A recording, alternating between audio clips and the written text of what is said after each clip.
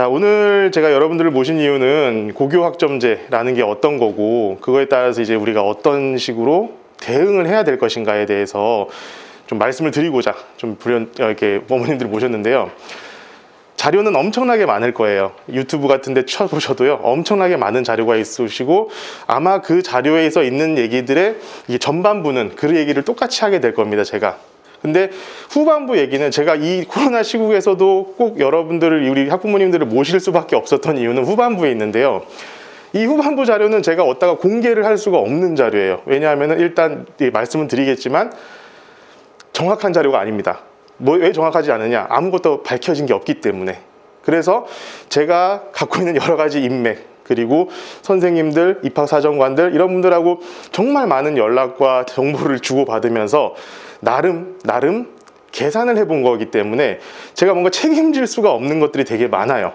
그러다 보니까 제가 부득이하게 이렇게 좀 모셔가지고 말씀을 드릴 수밖에 없었던 거를 제가 좀 양해를 부탁드리고, 이따가 질문 답변하는 시간을 가질 수 있도록 할 겁니다. 그때 어머님들 편하실 대로 말씀해 주시면은 제가 아는 범위 내에서 다 알려드릴 수 있도록 하겠습니다. 일단 오늘은 고교학점제가 어떤 건가, 그리고 뭐가 변경이 되고 그게 우리 학생들이 언제쯤 적용이 될 것인가와, 마지막으로는 제가 지금 중요한 건 이거예요. 학점제로 전환이 됨에 따라서 우리 학생들이 어떻게 대비를 해야 될 것인가에 대해서 설명을 드리도록 할 겁니다. 자, 고교학점제도 이제 개관인데요. 지금 앞으로 여기서 지금 어머님들께 나눠드렸던 자료에도 다 들어가 있는 내용이고요. 도덕책 얘기를 읊을 거예요. 그냥 다 좋은 얘기예요. 뭐 나쁘게 바뀌진 않겠죠. 다 좋은 얘기가 되니까 그냥 제가 간단하게 넘어가도록 하겠습니다. 고교학점제라는 건요, 뭐 요즘에 빠지지 않죠. 4차 산업혁명. 그것 때문에 바뀐대요. 그리고 우리 교육 현실은 예전이나 지금이나 항상 획일적이었고요. 그리고 현재 뭐 입시 제도가 입시 위주의 어떤 학습이 될 수밖에 없는 상황은 계속 이어졌어요. 그것을 조금 타개를 해 보겠다라는 게 이 학점제로의 전환의 큰 목적입니다. 자, 그래서 어떻게 바뀌느냐? 입시 중심에서 학생 성장 중심으로 바뀌겠대요. 두 번째는 획일적인 교육이 아니라 개별화된 교육으로 각자 맞춤형 교육을 하겠다는 거죠. 두 번째는 수직적으로 이제 서열을 나누는 게 아니라 수평적으로 다양한 학생들을 키워내겠다라고 하는 게 고교학점제의 목표고, 이런 것들을 위해서 고교교육을 혁신하겠다. 이게 그냥 고교학점제를 하게 된 배경이라고 보시면 될 것 같습니다. 일단 고교학점제는 이렇게 생겼습니다. 일단 진로에 따라서 다양한 과목, 일단 과목이 다양해져요. 그러니까 학생들이 선택할 수 있는 과목의 다양성이 존재를 해지고, 그 다음에 지금은 어떻습니까? 우리 고등학교를 졸업하는 기준은 출석만 하면 됩니다. 성적을 꼴등해도 상관없고요. 아무 문제 없어요. 그냥 꼴등만 해도 되는데, 이제부터 뭘 하겠느냐? 학점에 F학점을 주겠다는 거예요. F학점이 아니라 I학점이 되는데, I학점을 줘가지고 실제로 그것을 이수 못하면은 그 학점을 안 주겠다는 겁니다. 그래서 이런 이수 과정을 다 맞춰야지만이 고등학교 졸업에 자격을 주겠다라고 생각을 하시면 좋을 것 같아요. 자, 운영 계획인데 이거 너무 뭐 힘들게 받아들이실 필요 없어요. 일단은 다 똑같아요. 다 똑같은데 교육 과정이 좀 과목이 많아져요. 그런 다음에 학생들이 수강하고 싶은 것들을 자기가 이제 수강 신청을 하는 거예요. 우리 대학교 때 수강 신청하듯이. 그런 다음에 이제 수업을 하는데 수업도 뭐 이게 참여형 수업 이런 것들을 한다고 하고. 근데 이제 문제는 이제 평가죠. 예전에는 평가해가지고 그냥 1등부터 수미한가 해가지고 5등급으로 나눈 다음에 끝났는데, 여기서는 F를 주겠다는 거예요. 회의를 둬가지고 만약 회의를 하게 되면은 보충 프로그램을 이수한 다음에 학점을 취득하는 식으로 바꾸겠다. 이게 가장 큰 골자입니다. 여기서 그러니까 핵심적인 거는요, 바뀌는 핵심적인 거는 교육 과정 자체가 많아진다. 그러니까 과목 수가 많아진다. 그래서 선택할 수 있는 여건을 마련해 주겠다. 그리고 평가에서 이수, 미이수를 만들겠다. 그런데 실제로 지금 어머님들께서 고민을 하고 좀 포커스를 가지시고 계셔야 될 부분은 평가입니다. 평가. 얘네들 평가를 어떻게 할까? 사실 이게 제일 궁금하시잖아요. 애들 평가 어떻게 해? 그 평가에 맞춰가지고 지금부터 준비를 하셔야 되는 거고요. 자, 기대 효과는 그냥 넘어갈 수 있도록 하겠습니다. 그냥 거기 자료에 있는 것들을 한번 읽어봐 주시면 되고요. 그럼 변경되는 사항이 어떻게 되는가? 일단 여기까지 제가 출력해서 드렸고요. 이걸 그대로 뒤에 가가지고 다시 설명을 드릴 거예요. 그때 설명 드릴 때 다시 한번 이 페이지를 보시면서 한번 이게 이렇구나라는 것들을 조금 알아보셨으면 좋겠어요.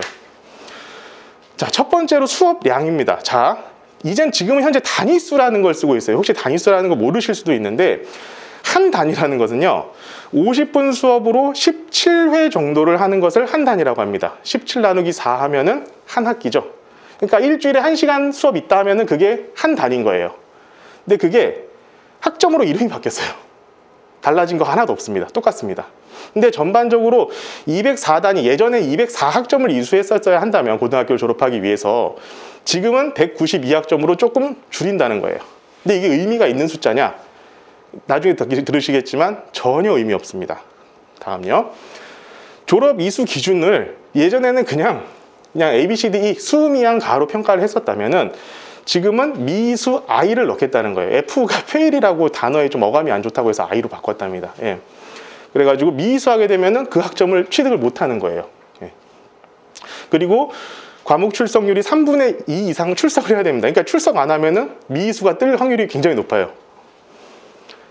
자, 이게 조금 이제 나중에 논의가 굉장히 많이 됐었던 부분인데 선생님들하고도 제가 이제 이것 때문에 서울을 몇 번을 갔다 왔어요. 제가 그 과정에서 되게 많이 논의가 됐었던 이건데 학교 간 공동교육 과정입니다. 그러니까 예를 들면은 과목을 다양하게 만든다 그랬잖아요. 그런데 이 학교에서 그 과목을 듣고자 하는 애가 한 명밖에 없어요. 그러면은 그 과목을 그 한 명을 위해서 개설을 못 해주잖아요. 학교에서는. 근데 그 지역을 통틀어서 천안 지역을 다 통틀어 가지고 이 과목을 듣고 싶은 애가 다른 학교에 보니까 꽤나 여러 명이 있어. 그러면은 그 학교들이 모여 가지고 과목을 개설할 수가 있다는 겁니다. 그게 가능해지는 거예요. 근데 이것도 되게 웃겨요. 설명해 드릴게요. 자, 지역사회와 교육공동체 구축을 위해서 지역 단위 학점제를 운영하겠다. 이게 뭐냐면은 천안에 뭐가 유명해요? 호두과자가 유명해요. 그러면은 호두과자와 관련된 과목을 개설할 수 있게 하는 거예요. 그 지역에서. 지역 특화적인 그런 걸로. 자, 세 번째는 교원을 다양한 방식으로 확보를 하겠다는 거예요. 그러니까 과목이 많아지면 어떻겠습니까? 전문적이지 않은 예를 들어서 내가 사회를 가르치는 사람인데 갑자기 수학을 가르치기가 어렵잖아요. 물론 그건 주요 과목이니까 좀 괜찮긴 하지만 사회 같은 경우에는 그래서 어머님들도 우리 다 겪어보셨지만 고등학교 때 뭐 국어 선생님이 한자 가르치고 뭐 역사 가르치고 체육 선생님이 교련하고 다 그렇게 하지 않았었던가요? 그런 것들을 지금 다른 일반적인 교원이 아닌 사람들에게 열어주겠다는 겁니다. 그것을. 네, 자, 여기까지는 다 좋아요. 내용 다 좋은데 이제 다음 이 목차로 넘어가면은 이게 다 좀 틀려진다라는 것을 좀 말씀드릴 수 있을 것 같아요. 자, 세 번째는 교사의 역할이 변한답니다. 이제까지 좀 담임교사제 그런 느낌이었다면은 지금부터는 담임교사가 아니라 좀 교수 느낌으로 바뀐다는 거예요. 그 학점제로 바뀌면서 좀 대학 학과 과정을 좀 접목해 온다고 생각하시면 좋을 것 같아요.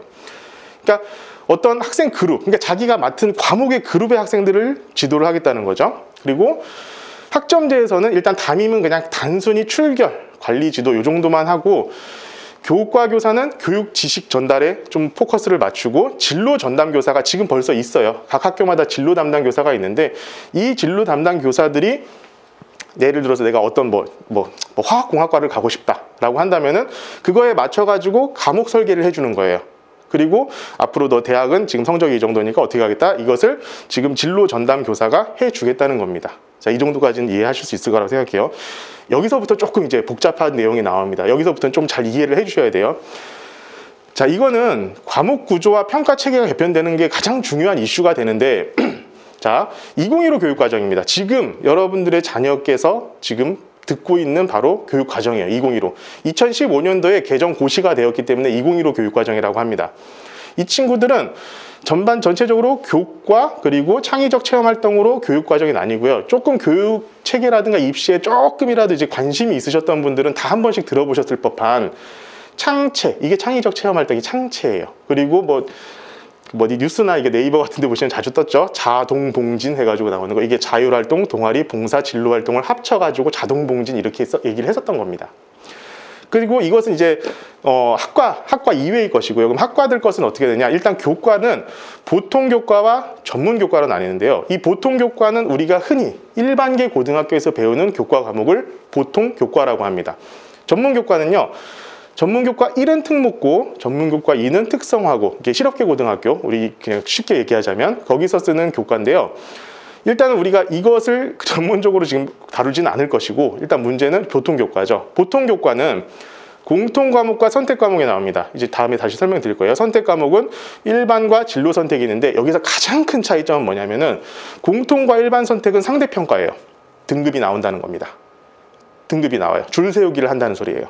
하지만 진로 선택 과목은 절대평가입니다. 다 A 줘도 상관이 없는 상황이에요. 그러면은 대학의 입장에서 성적을 내가 판가름해야 된다. 어떤 학생에 대한 성적을 판가름해야 된다고 할 때는 상대평가를 보겠습니까? 절대평가를 보겠습니까? 다 상대평가를 보죠. 그래서 등급 받는 게 중요하다라고 그렇게 얘기를 하는 거예요. 상대평가이기 때문에. 자, 공통 과목은 아까 여기서 보면은 공통 과목과 선택 과목으로 나뉜다고 했어요. 그럼 공통 과목에 대해서 먼저 말씀드릴게요. 공통 과목은요, 고등학교 애들이 그냥 기본 소양으로 배워야 되는 과목을 공통 과목이라고 한다고 하시면 좋을 것 같아요. 이 공통 과목도 기초 과목과 탐구 과목이 나와 있는데, 기초 과목은 우리가 다 알고 있는 국영수, 한국사까지고요. 탐구 과목은 과학, 통합사회. 이게 지금 탐구 과목입니다. 그래서 총 이렇게 6과목이 공통 과목으로 묶여 있어요. 여기에 고등수학, 여기서 말하는 수학은요, 고등수학이고요. 보통 시중교재에서는 고등수학 상, 고등수학 하로 이렇게 나와 있어요. 여기 계신 어머님들의 자녀분들도 꽤나 많이 이것들을 하고 있죠. 네. 그런데 문제는요, 얘네들은요, 수능엔 안 나와요. 수능 과목은 아니에요. 그래서 이제 수능을 보는 시점이 되면은 그렇게 중요한 과목이 아니에요. 네. 여기서 성적을 잘 받았다고 해가지고 수능을 잘 보는 게 아니란 소리입니다. 중요한 건 선택 과목이 될 텐데, 선택 과목도 일반 선택과 진로 선택이 있는데, 일반 선택, 이제 수학을 기준으로 설명을 드리겠습니다. 일반 선택은 수학 1, 2, 확률과 통계, 미적분 이렇게 되어 있고요. 진로 선택 과목은 기하, 경제수학, 수학과제탐구, 실용수학 이렇게 지금 현재 되어 있는데, 다시 말씀드리지만 일반 선택은 상대평가로 등급이 산출되는 과목들입니다. 진로 선택 과목은요, 절대평가라서 그냥 성취도만 딱 성립하고, 성취도 A, B, C만 가르고 나면 끝인 거예요. 그런데 재밌는 거는 수학 1, 2가요, 수능 공통 과목이고요. 수능에서 무조건 보는 과목이에요. 모든 학생들이 다 봐야만 하는 공통 과목이에요. 확률과 통계, 미적분, 기하는 수능에서 선택 과목입니다. 그러니까 얘네 두 과목 무조건 보고, 그 다음에 요거 3개 중에 하나 선택해가지고 시험을 보게끔 하고 있어요. 근데 이게 얼마나 중요한 거냐는지는 제가 계속 지금 다음에 말씀드린다고 했는데, 다음에 다시 말씀을 드리도록 할게요. 자, 이제 이게 어떻게 바뀌는지를 알려드릴게요. 자, 요거 좀 전에 봤었던 그 내용이니까 좀 기억을 하고 계시고요. 그러면 어떻게 바뀌느냐. 자, 현행 보통 교과로 해가지고 공통 일반 진로 선택 과목이 되어 있고, 전문 교과로 전문 교과 1, 전문 교과 2가 되어 있었는데, 얘네들이요, 이 전문 교과 1이 보통 교과로 넘어옵니다. 그러니까 특목고에서 배우는 교과 과정이 다 일반계 고등학교로 넘어온다는 거예요. 그게 뭘 의미하는지 혹시 아십니까? 혹시 지금 이제 초등학교 6학년 학생을 이제 자녀로 두고 계신다면은 가장 머릿속에 담아두고 계신 것 중에 하나가, 일단 고교학점제라는 거 단어 정도는 다 들어보셨을 거예요. 두 번째로 이슈가 2025년에 있을 가장 큰 이슈가 뭐냐면은 특목고하고 자사고가 사라집니다. 그게 요거예요. 특목고 자사고에서 배웠었던 이 전문 교과를요, 일반계 고등학교에서도 배우게끔 하겠다는 거예요. 이걸 잘 몰라요, 사람들이. 이게 중요하다는 걸 잘 몰라요. 그러니까 이 반은 맞고 반은 틀리다고 하는 게 뭐 이런 거 있잖아요. 교육학점제가 되면은 특목자사고가 정말 유리해질 거야 라고 이렇게 얼핏 들어드는 얘기가 있으실 텐데, 그건 반은 맞고 반은 틀린 얘기입니다. 특목고 없어진다니까요. 남는 건 과학고하고 영재고만 남아요. 영재고는요, 어떻게 설명드리면 될까요? 교육부에 있는 초중등 교육법의 적용을 받지 않습니다. 걔네들은 영재교육진흥법이라는 특별법이 따로 있어요. 걔네들은 그러니까 조금 쉽게 얘기하자면, 혹시 위즈 아일랜드라고 혹시 기억하십니까? 유치원 아니잖아요. 유치원처럼 운영하지만 유치원 아니어가지고 국가에서 뭐 지원금 아무것도 못 받는 그런 학원 같은 게 있었잖아요. 영재고가 지금 좀 그런 개념이에요. 과학고는 이공계 과학 인재를 육성하겠다는 목표가 특별히 있었기 때문에 그냥 유지가 됩니다. 외고가 사라져요. 자사고가 사라집니다. 지금 삼성고등학교, 그리고 상산고등학교, 한민고등학교, 민사고등학교, 민족사관고등학교 다 없어집니다. 그래가지고 민사고는 뭐라고 그랬어요? 우리 학교 폐교할 거다 그랬어요. 왜냐하면 전국 단위로 모집을 하던 학교들이 이제 지역에서만 인원을 뽑아야 되는 거예요. 민사고 뽑는 인원이 몇 명 되질 않잖아요. 거기서 뽑아가지고 이제 운영이 안 되는 거예요, 그쪽에서는. 근데 지금 아직까지도 희망 고문을 하고 계신 분들이 계세요. 아, 설마 없어지겠어 라고 하시는 분이 많이 계시는데요. 없어지는 거 확정이 됐습니다. 제가 교육청 공무원들하고 다 통화를 해봤는데 그것만큼은 확고해요. 없어질 거예요. 외고가 없어지는 이유는요, 옛날에 외국어 전문가가 필요했어요. 근데 지금은 애들이 더 잘해요. 네, 그러다 보니까 외고는 없어지고, 예전에 외고가 한참 인기가 끌었을 때가 있습니다. 제가 이제 뭐 정치적인 발언을 떠나가지고 그냥 한 사람 예를 들자면은, 조국 전 장관의 딸 조민 씨가 한영외고 나온 건 아시죠? 한영외고를 나왔는데 그 사람이 들어갈 때쯤이 제일 외고가 셌을 때예요. 왜냐하면은 특목고라는 이름은 가지고 있으면서 과학고보다는 좀 들어가기가 수월했던 게 외고였거든요. 거기서 외고에서요, 이과가 되게 많았어요. 지금은 그게 없어졌어요. 이과가 없어요, 지금은. 그래서 외고가 확 떨어졌어요, 지금은. 충남 외고가 지금 딱 그 상황이죠, 현재. 자, 결국 이러한 것들 중에 중요한 것은 여기서 공통 과목과 일반 선택 과목까지 상대평가로 묶여 있었던 것 자체가 어떻게 바뀌냐? 공통 과목만 상대가 되고요, 나머지 모든 선택 과목이 다 절대평가로 바뀝니다. 이게 지금 가장 핵심이에요. 가장 핵심이고 지금 6학년 어머님들께서 가장 머리 아프게 생각하셔야 될 부분입니다. 이게 결국에는 2025년 외고 자사고와 일반고를 전환하는 거에 맞춰가지고 모든 게 지금 짜여져 있다는 것들을 좀 알고 계셔야 돼요. 자, 그래서 성적 산출은 어떻게 되느냐? 예전에는 공통 일반 선택 과목은 석차 등급, 그러니까 1, 2, 3등급을 병기를 했다는 겁니다. 그런데 그게 일반 선택 과목까지도 전부 다 성취도로만 평가하고, 진로 선택 과목의 성취도가 원래 A, B, C밖에 없었어요. 근데 그 A, B, C를 A, B, C, D, E, I까지 표기를 하겠다라고 바뀌는 겁니다. 자, 이제 뭐 과목 구조가 그러니까 성적표 이렇게 나온다는 거예요. 성적표에 어떤 과목에 학점이 몇 학점이고 원점수와 과목 평균이 나오고 내가 몇 점을 받았고 수강자는 몇 명, 그리고 각 성취도별 학생 비율은 어느 정도다, 이렇게 나온다는데 이거 지금도 이렇게 나와요. 똑같아요. 다르지 않습니다. 자, 그러면은 이런 고교학점제가 어떻게 적용이 될 것이냐라는 것들을 좀 전반적으로 말씀을 드리도록 하겠습니다. 자, 이렇게 되어 있습니다. 제도의 단계적인 적용이 이제 내년 후년부터라고 생각을 하시면 좋을 것 같아요. 그러니까 2023년이면 현재의 중학교 2학년 학생이 고등학교 1학년에 들어가는 시점입니다. 이 친구들부터요, 학점제가 시작이 돼요. 시작이 되는데 중요한 거는 단위수가 학점으로 이름만 바뀌었을 뿐이지 실제로 평가나 이런 것들은 그냥 동일하게 합니다. 그리고 가장 중요한 거, 대학 입시가 그대로예요. 대학 입시가 바뀌지 않아요. 그런데 현재 초등학교 6학년 학생들이 고등학교 들어가는 시점부터는 대입 과정 자체가 바뀝니다. 지금 2027년도까지는 현재의 대학 입시 제도가 그대로 유지가 된다고 보시면 돼요.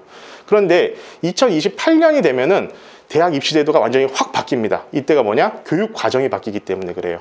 그러니까 지금 중학교 1학년, 2학년 학생들이 배우는 고등학교 과목들은요, 지금하고 다르지 않아요. 그냥 학점으로 이름이 바뀌었을 뿐이에요. 평가도 똑같이 해요. 아무것도 달라지는 게 없어요. 그런데 1학년, 지금 중초등학교 6학년 학생이 고등학교 1학년이 되는 2025년도가 되면은 교육 과정도 바뀌고요, 이 친구들은 대입도 바뀝니다. 그러니까 사실 제일 급한 애들은요, 물론 이 초등학교 6학년 애들 굉장히 급한 친구들 맞아요. 많아요. 이제 왜 급한지는 좀 이따 알려드릴 거예요. 이 친구들이 굉장히 힘들 거예요. 중학교 1학년 학생들이. 얘네들은요, 재수도 못해요. 이게 대입 과정이 바뀐다니까요. 재수를 못해요. 그럼 중학교 1학년 학생들 지금부터 준비 안 하면요, 굉장히 힘들어질 겁니다. 정말이요. 자, 저는 이제 어쨌든 수학을 가르치는 사람이니까, 먼저 이제 대학 입학 체계는 이게, 여러분들 제일 지금 주목하고 계셔야 될 건 요겁니다. 2024년도 2월 달에 3년이 남았어요. 3년 전부터 전 뭐 하고 있는 거냐. 지금 이 친구들이 2028년도 대입 계획이 나오는 중3이지, 초등학교 6학년이 중3이 되는 시점입니다. 초등학교 중3이 되는 시점에 대입제도 개편안이 발표가 돼요. 근데 이때 준비하면은 늦어요. 그래가지고 제가 머리가 아픈 거예요. 알려드려야 되고. 네. 근데 이것을 어떻게 해야 되느냐. 그걸 지금부터 얘기를 할 거고, 지금 사실 2022 교육과정 고시 이것도 굉장히 지금 중요합니다. 수학이 어떻게 될지가 굉장히 중요합니다. 지금 저희 이제 주요 변경 사항이 지금 아직은 안 나왔는데, 보통 이런 정책이 만들어지기 위해서는 보통 국가기관에서 교수들이나 뭐 어떤 연구기관들의 연구를 의뢰합니다. 2022 교육과정, 수학과 교육과정 어떻게 바꿨으면 좋겠을까요? 하고 연구를 의뢰해요. 그럼 연구 보고서가 나오겠죠. 저는 이제 그 연구 보고서를 꼼꼼하게 다 읽어봤어요. 그게 정책이 어떻게 보면 근간이 됩니다. 근간이 되는데요. 수학은 크게 바뀌는 게 없어요. 너무나 다행스럽게도 크게 바뀌는 게 없어요. 그래서 지금 하던 거 열심히 하시면 될 것 같아요.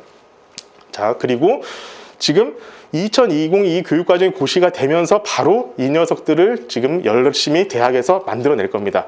그럼 지금 대학에서 그리고 고등학교 교사님들께서 뭘 하고 계시느냐? 아무것도 안 하고 계세요. 몰라요. 이게 가장 큰 문제예요. 제가 지금 문제의식을 갖고 있는 가장 큰 문제예요. 입학사정관 분들하고 한참 얘기를 해봐도요, 뭐 그때 되면 해봐야지 뭐 이러고 있어요. 그래가지고 제가 미리미리 준비하지 않으면 안 되겠다 싶은 생각이 너무 많이 드는 거예요. 자, 이렇게 되는데 저는 이제 수학을 가르치는 사람이니까 수학에 대해서 간단하게 말씀을 드리자면요, 고등수학 공통 과목에 행렬이 들어갑니다. 행렬이라는 게 이제 들어가는데 지금 대부분은 아마 배우셨을 거예요. 행렬을 대부분 다 해보셨던 기억이 나실 거예요. 별로 어렵지 않았었던 걸로 기억을 하실 거고, 뭐 이게 이 전전 교육 과정에서 이게 삭제가 됐어요. 근데 저는 이거 행렬 없는 거 진짜 큰 문제라고 저는 개인적으로 생각합니다. 이제 뭐 소프트웨어나 이런 것들 뭐 IT 이런 쪽을 뭐 엄청나게 살리자고 하는데 걔네들이 이게 행렬을 모르잖아요. 수학적인 어떤 이해도가 떨어질 수밖에 없는 단위예요. 당연히 있어야 돼요. 부등식의 영역이 부활할 예정입니다. 이거 수능에 나와요. 안 나오지 않아요. 근데 교과 과정에선 사라졌어요. 그래서 저는 부활한 거 정말 다행이라고 생각했어요. 그리고 여기 있는 고등수학 상하 했을 때 하의 맨 마지막에 있는 단원이 이제 경우의 수인데, 이 경우의 수를 그 행렬이 포함되니까 시수가 필요하잖아요. 그래서 얘를 확률과 통계로 옮겨가지고 삭제를 하는 방안이 되어 있는데, 이것도 저는 굉장히 잘하고 있는 거라고 생각을 합니다. 자, 이 해석 과목인데 이게 지금 수학 1을 함수로 바꾸고 수학 2를 해석으로 바꾼다 이렇게 돼 있어요. 이게 아닙니다. 그래서 해석 과목, 그러니까 지금 배우고 있는 수학 2 미적분입니다. 미적분에서 무한급수를 활용한 정적분을 부활한대요. 이거 진짜 필요했어요. 이거 안 해주니까요, 가르치기가 너무 힘든 거예요. 저 입장에서도. 그 있잖아요. 미분의 적분은 미분의 역연산이다 이렇게 가르치고 시작해요. 적분이 뭐다라는 걸 아이들한테 가르쳐 줄 수가 없어요. 그거 가르쳐 줘봐야 머리만 아프거든요, 애들이. 그러니까 이게 정말 제대로 돼가고 있다고 저는 생각해요. 저는 수학을 가르치는 사람으로서. 일반 선택 과목 같은 경우에 이제 과목면이 뭐 크게 바뀌긴 하지만 과목명이 바뀌는 것 외에는 어떤 큰 틀의 변화는 없다라는 거 알고 있으시면 좋고, AI 인공지능 등과 관련한 교과목들, 뭐 신설되죠. 뭐 수학과 문화, 수학과 인공지능, 데이터 이런 것들에 대한 과목이 더 생긴다라는 걸 알고 계시면 좋을 것 같습니다. 자, 여기까지가 그냥 어디서나 이 정도만 해도 사실은 어디 유튜브에서 들으신 것보다도 훨씬 많은 얘기를 들으신 것이겠지만, 여기까지가 어디서나 그래도 그냥 조금 더 노력하시면은 얻으실 수 있을 정보라고 생각하시면 될 것 같아요. 자, 지금부터가 조금 중요한 얘기가 될 것 같습니다. 그럼 앞으로 이게 어떻게 바뀔 것이냐, 그거부터 지금 상당히 많이 얘기를 드려야 될 것 같은데, 자, 제가 여기서 그냥 전제 조건 몇 가지를 깔아놓고 갈게요. 자, 첫 번째, 이게 교육이 옳다 그르다 가치 판단을 여기서 하지는 않으셨으면 좋겠습니다. 야, 이게 사교육을 조장하고 애들 이렇게 줄 세우는 게 맞느냐 이런 생각하지 마시자고요. 지금은 어쩔 수 없어요. 아까 보시면은 예나 지금이나 입시는 똑같아요. 지금 이 입시가 그냥 전국 평준화가 됐다고 해가지고 입사할 때 뭐 이런 게 달라질까요? 어쨌든 경쟁을 해야 될 거예요. 어디선가는 뭔가 또 생깁니다. 대한민국 사람들은 매뉴얼대로 하지 않는데 일가견이 있잖아요. 절대로 매뉴얼대로 하지 않아요. 아까 좀 이따가도 말씀드리겠지만, 저 강남에 계시는 어머님들 얘기 듣고 막 깜짝깜짝 놀랄 때가 한두 번이 아니에요, 사실은. 자, 두 번째는 공무원의 생리를 좀 이해하실 필요가 있습니다. 제가 공무원이 나쁘다 이 얘기를 드리는 게 아니라요, 공무원의 일 처리 방식에 대해서 조금 이해를 하고 있으시면 좋을 것 같다는 소리예요. 세 번째, 취할 것만 취하세요. 우리는 그것만 취하면 되잖아요. 우리 아이들이 좋은 학교에 좋은 성적을 받고 좋은 학교에 가도록 하는 거, 그것에 포커스를 맞추시면 되고요. 마지막으로 지금 여기 와 계셔서 앉아 계시는 분들, 애들이 4, 5등급 받으면 되지 뭐 이렇게 생각하고 오신 분들은 아무도 없으실 거 아니에요. 그러니까 지금부터 제가 말씀드리는 것은 최상위권에 오르기 위해서 준비를 해야 될 것들을 하나하나 말씀을 드릴 겁니다. 자, 그러면 이래 우리가 논의의 중점이 어떻게 돼야 될 것이냐. 첫 번째, 과연 고교 학점제가 기대 효과가 얼마나 날 것이냐. 두 번째는 그럼 대학에서는 도대체 어떻게 학생을 뽑을 것이냐. 사실 이게 가장 중요하죠. 그러면 이 바뀔 것에 대한 예상에 맞춰 가지고 우리는 우리 자녀들에게 어떤 것들을 가르쳐야 될 것이냐. 요거가 이제 총 3가지의 아젠다로 제가 생각을 하고 있습니다. 자, 다시 한번 말씀드리지만 이게 한계가 있어요. 근데 다시 말씀드리지만 지금 이거 고교학점제에 대해서 가장 잘 알고 있는 사람은요, 각 교육청에 있는 담당자입니다. 그 사람 말고는 아무도 몰라요. 그 옆에 있는 사람도 잘 몰라요. 그리고 이것을 지금 현재 운영하고 있는 선도학교가 충남 지역에 3개가 있습니다. 자, 논산 대공고가 있고요. 지금 천안고등학교가 하고 있고 복자여고가 3군데가 하고 있어요. 이 친구들한테 물어봐도요, 뭐 하는지 모르겠는데 없어요. 별로 하는 게. 교실 하나 생겼대요. 교실 하나 뭐 새로 지었대요. 네, 그 정도예요. 그래서 지금 결정된 것이 없는 이 상황에서 제가 말씀드리는 게 조심스럽기도 하고 실상 될지 안 될지도 모르는 이 얘기를 드리는 게 죄송스럽긴 하지만 어쨌든 이제까지 역사가 있잖아요. 입시제도가 변해왔던 역사라는 게 있고 대학에서 원하는 인재라는 게 있기 때문에 그것에 대해서 제가 설명을 드리려고 하는 거예요. 자, 고교학점제의 효과에 대해서 제가 하나하나 까집어 보겠습니다. 자, 첫 번째, 다시 말씀드리지만 이거 변화가 있는 건가요? 이름 바뀌었어요. 이거 말고는 없어요. 자, 단위 학점으로 단어만 변화가 있어요. 단어만. 큰 차이 전혀 없습니다. 두 번째는 수업 시수가 조금 줄었다고 하는데 지금 3학년 2학기 학생들 노는 거 다 아시죠? 3학년 2학기 애들이 놀아요. 그러니까 시험 실수가 줄었다, 늘었다 이거 아무 소용이 없는 거예요, 지금. 근데 2028년 여러분 이제 초등학교 6학년 학생이 대학 입학 들어갈 때는요, 3학년 2학기까지 수시에 들어갑니다. 2학기까지 다 해야 될 거예요, 지금은. 그것은 이제 아직 확정은 안 됐지만 거의 그렇게 돼가고 있답니다. 두 번째, 졸업 이수 기준이 생겼다고 했어요. 학점을 너 안 줄 수도 있다 이거예요. 근데 제가 봤을 때는 미수자가 나올까요? 제가 보기엔요, 출석만 하면 나오긴 나올 거예요. 그건 또 지금과 다를 게 없다 이겁니다. 세 번째, 자, 이게 이제부터 조금 이제 제가 책임지지 못할 말들을 많이 드리게 될 것 같은데, 자, 이런 거예요. 자, 학교 간 공동 운영 과정의 운영이 확대될 것이다. 자, 여기서 공무원들과 공무원들이 아닌 사람들, 그러니까 공무원들이라면 여기서 말씀드린 공무원은 교사들입니다.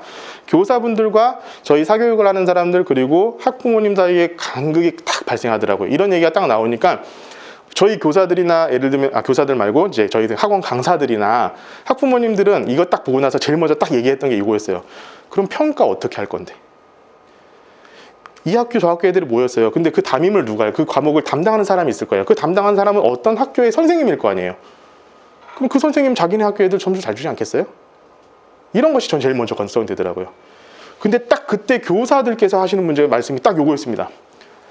야, 이거 얘네들 이동하다가 사고 나면 어떡하지? 이런 관점 차이가 너무 크게 나더라고요. 그러니까 안정적으로 운영되는 게 중요해요. 교사들은. 그게 나쁘다는 게 아닙니다. 진짜 사고 나면 어떡해요? 근데 저희들 생각은 항상 평가 이거 어떻게 할 건데? 이거부터 먼저 생각이 들더라고요. 자, 두 번째로 지역 사회 공동체가 뭐 이렇게 아까도 말씀드린 호두과자 과목을 운영을 하겠다는 겁니다. 자, 이것도 똑같은 문제가 발생을 해요. 그걸 누가 가르칠 것이며 교사 강사를 어떻게 할 것이며 굉장히 힘든 문제가 되는 거죠. 자, 세 번째는 다양한 방식의 교원을 확보하겠다라고 했는데요. 아까랑 똑같은 얘기입니다. 자, 복수 전공자 교원 임용 확대, 뭐 지역 전문가를 교강사 활용 확대. 자, 얘기는 다 좋아요. 교사 1인이 개설할 수 있는 과목 확대를 한다고 하는데 이거 웃기는 게 지역 전문가를 활용한 교강사 활용 확대인데 여기다가 박사급이라고 이렇게 못을 박아놨어요. 박사가 와가지고 여기서 강의를 할 거라고 생각하세요? 우리 저기 강사 얼마 받으시죠? 1시간에 3만 원 받고 박사들이 와가지고 강의를 할까요?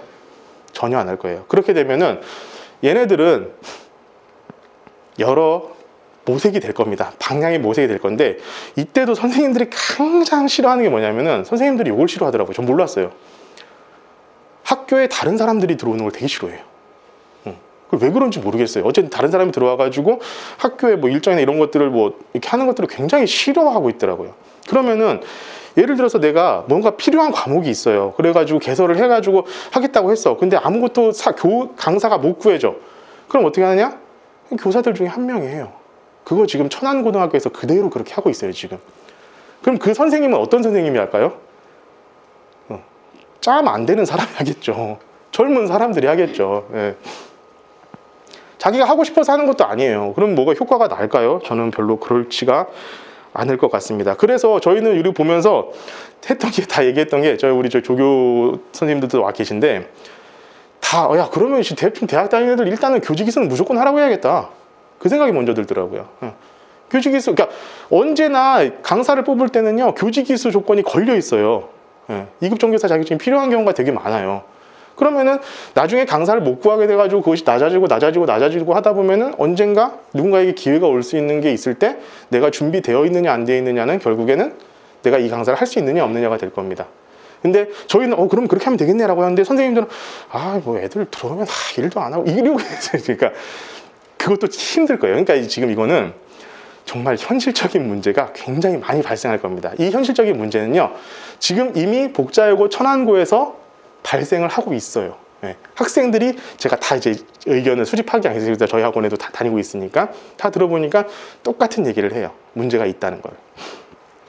자, 다음은 이제 교사의 역할의 변화가 된다. 뭐 이렇게 되어 있는데 아까 봤었던 뭐 담임은 이렇게 되고 교과 교사 이렇게 되고 진로 전담 교사 이렇게 되는데 자, 요거 하나 여쭤볼게요. 담임 교사가 있어요. 담임 교사가 있는데 학생들을 딱 통제하고 어떻게 뭐 지시사항 전달하고 이런 시간이 어느 시간이죠? 보통 우리가 생각하기에는 그렇잖아요. 뭐 조회 종례 시간이잖아요. 근데 저 아니더라고요. 선생님한테 말 들어보니까 자기 학과 수업 시간 들어가가지고 한대요. 왜 그러냐면은 시간이 없는 거예요. 그 조회 종례 시간, 그 짧은 시간에 이것저것 뭐 해야 되고 애들 또 1교시에 뭐 숙제해야 되고 막 이러고 앉아있으면 뭐 할 수가 없대요. 그리고 퇴근할 때 되면 다들 붕 떠가지고 뭔가 하기가 힘들다고 그러시더라고요. 그래서 실제로 학생들을 컨트롤하고 전달사항을 전달하고 뭔가 해야 되는 시간은 자기가 그 반의 교과목에 들어가가지고 교습이라고 하면 말이 웃기죠. 수업을 하는 시간이 그런 시간이 된다고 그러더라고요. 저도 몰랐어요, 그거는. 그런데 천안고등학교에서 똑같이 벌어지고 있는 일. 내가 우리 반에요. 내가 영어 교사인데 영어 수업을 이 반을 못 들어와요. 내 반이 아니라 딴 반은 내가 영어 수업을 들어가는데 이 반은 딴 선생님이 와가지고 영어 수업을 하는 거예요. 담임 선생님이 만날 수 있는 시간이 조회 종례밖에 진짜 없어지기 시작하는 거예요. 그러니까 여기서 뭐가 문제냐? 관리가 안 돼요. 애들 관리가 안 돼요. 그러니까 이게 또 사실 문제예요. 그러니까 아니 고등학교식이나 된 애들 우리가 뭐 관리 통제를 해야 되는 게 맞습니까? 라고 하면 그때부터는 정말 할 말이 없어요. 근데 우리나라 그렇잖아요. 고등학교 3학년까지 화장실 가는 것도 손들고 허락받고 가야 되는 사람들이 수능 끝나고 가자 너의 20년 뒤의 미래를 결정해라 막 이러고 있잖아요. 그러니까 말도 안 되는 거지만 어쨌든 현실이 이래요. 네, 그래서 이제 관리 통제가 전혀 안 되고 거기서 문제가 뭐냐면은 성적 관리가 안 됩니다. 애들 성적 관리. 그러니까 공부 잘하는 애들이 해주겠죠. 어중 뛴 애들이 문제인 거예요, 항상 그 다음부터는. 자, 두 번째, 교사들이 과연 교과목을 여러 개 만들려고 할까? 그냥 나 그거 할게 이걸로 끝나는 게 아니에요. 교과 과정표, 교육 과정사, 교안 이런 것들을 다 만들어야 됩니다. 이거 만드는 거요. 굉장히 힘든 일이에요. 근데 내가 이제까지 가르쳐보지도 않았던 어떤 과목을 해야 돼. 자, 계속 천안고 얘기를 말씀드리는데 제가 천안고 학생한테 제일 많이 들어서 그렇습니다. 천안고에서도 어떤 과목을 딱 이제 외부 강사를 구해야 되는데 못 구했대요. 그래서 결국 뭐 어떤 과목인지 모르겠는데 그냥 원래 도덕 가르치시던 선생님이 그걸 맡게 됐대요. 근데 그 선생님도 수업 봐가지고 나도 잘 몰라? 이러고 가르치신대요. 실제로 그러고 있대요. 뭐 각 과목을 하는 게 물론 선생님들이 연구를 많이 하고 그러시면 뭐 너무나 좋겠지만 다시 말하면 공무원들은 현상 유지가 목표인 사람들입니다. 그게 목표가 되어야 되는 직종이고요. 그러다 보니까 너무 그런 거에 대한 변화나 연구 이런 것들이 어디에 집중되냐? 이 사람들한테만 집중이 되는 거예요. 젊은 사람들이 죽으려고 그런대요. 자, 50 넘어가면 절대로 안 한답니다. 학교에서. 자, 두 번째, 이게 그 다음 중요한 거. 진로 전담교사가 생기는데, 진로 전담교사의 전문성을 믿을 수가 있느냐? 진로 전담교사가 다 믿을만하고 학생 300명들의 다 진로를 해줄 수 있을 것 같으면은 컨설턴트가 왜 생겼겠어요? 전문성이 없으니까 컨설턴트가 생기고 있는 거예요. 그게 아주 활황이고요, 지금. 네. 전문성이 없어요. 이런 사람들은 어떤 분들이 보통 진로 상담교사가 되는 줄 아십니까? 조금 나이 많으신 영어 선생님들이 제일 많이 하신다고 그러더라고요. 영어니까 주요 과목이기도 하고 한데 발음이 애들이 더 좋아. 그래가지고 책을 읽으면 애들이 웃는데요. 그래가지고 창피해 가셔가지고 진로 상담교사가 되는 케이스가 굉장히 많다고 합니다. 이건 실제예요. 제가 들은 얘기예요. 그러니까 교사에게 직접 들은 얘기예요. 예. 그래서 그리고 이 진로 상담교사 한두 명이 전교생, 지금 보시면 아시겠지만 내가 예를 들어 화학공학과를 가고 싶다고 하면은 그 진로 계획, 내가 과다에 들어야 되는 어떤 과목들이 쭈루룩 생겨요. 그것을 설계를 해줘야 되는데 그것을 3학년 하기도 바빠 죽겠는데 3학년에 지금 잘하는 애들 해주기도 바빠 죽겠는데 1학년 와가지고 저 이거 진로 이쪽으로 가고 싶은데 어떤 과목 선택해야 될까요? 꺼져 이렇게 되겠죠. 진짜 그렇게 될 거예요. 그래서 이런 것들을 해줄 수가 없다는 거예요. 더 힘들어지는 거예요, 사실은. 자, 그리고 과목 구조 아까도 말씀드렸던 요거 제일 중요한 거라고 말씀드렸어요. 자, 공통 과목은요, 다시 말씀드리지만 1학년 1, 2학기 때 다 끝납니다. 싹 다 끝나요. 자, 그러면은 선택 과목은 1학년 2학기부터인데 뭐 2학기도 아니고요. 거의 대부분 이제 2학년 1학기부터라고 생각을 하시면 좋을 것 같아요. 얘네들이 다 2학년 이후에 배웁니다. 그러면은 다시 한번 말씀드리지만 얘는 상대평가로서 등급이 나오는 애들이에요.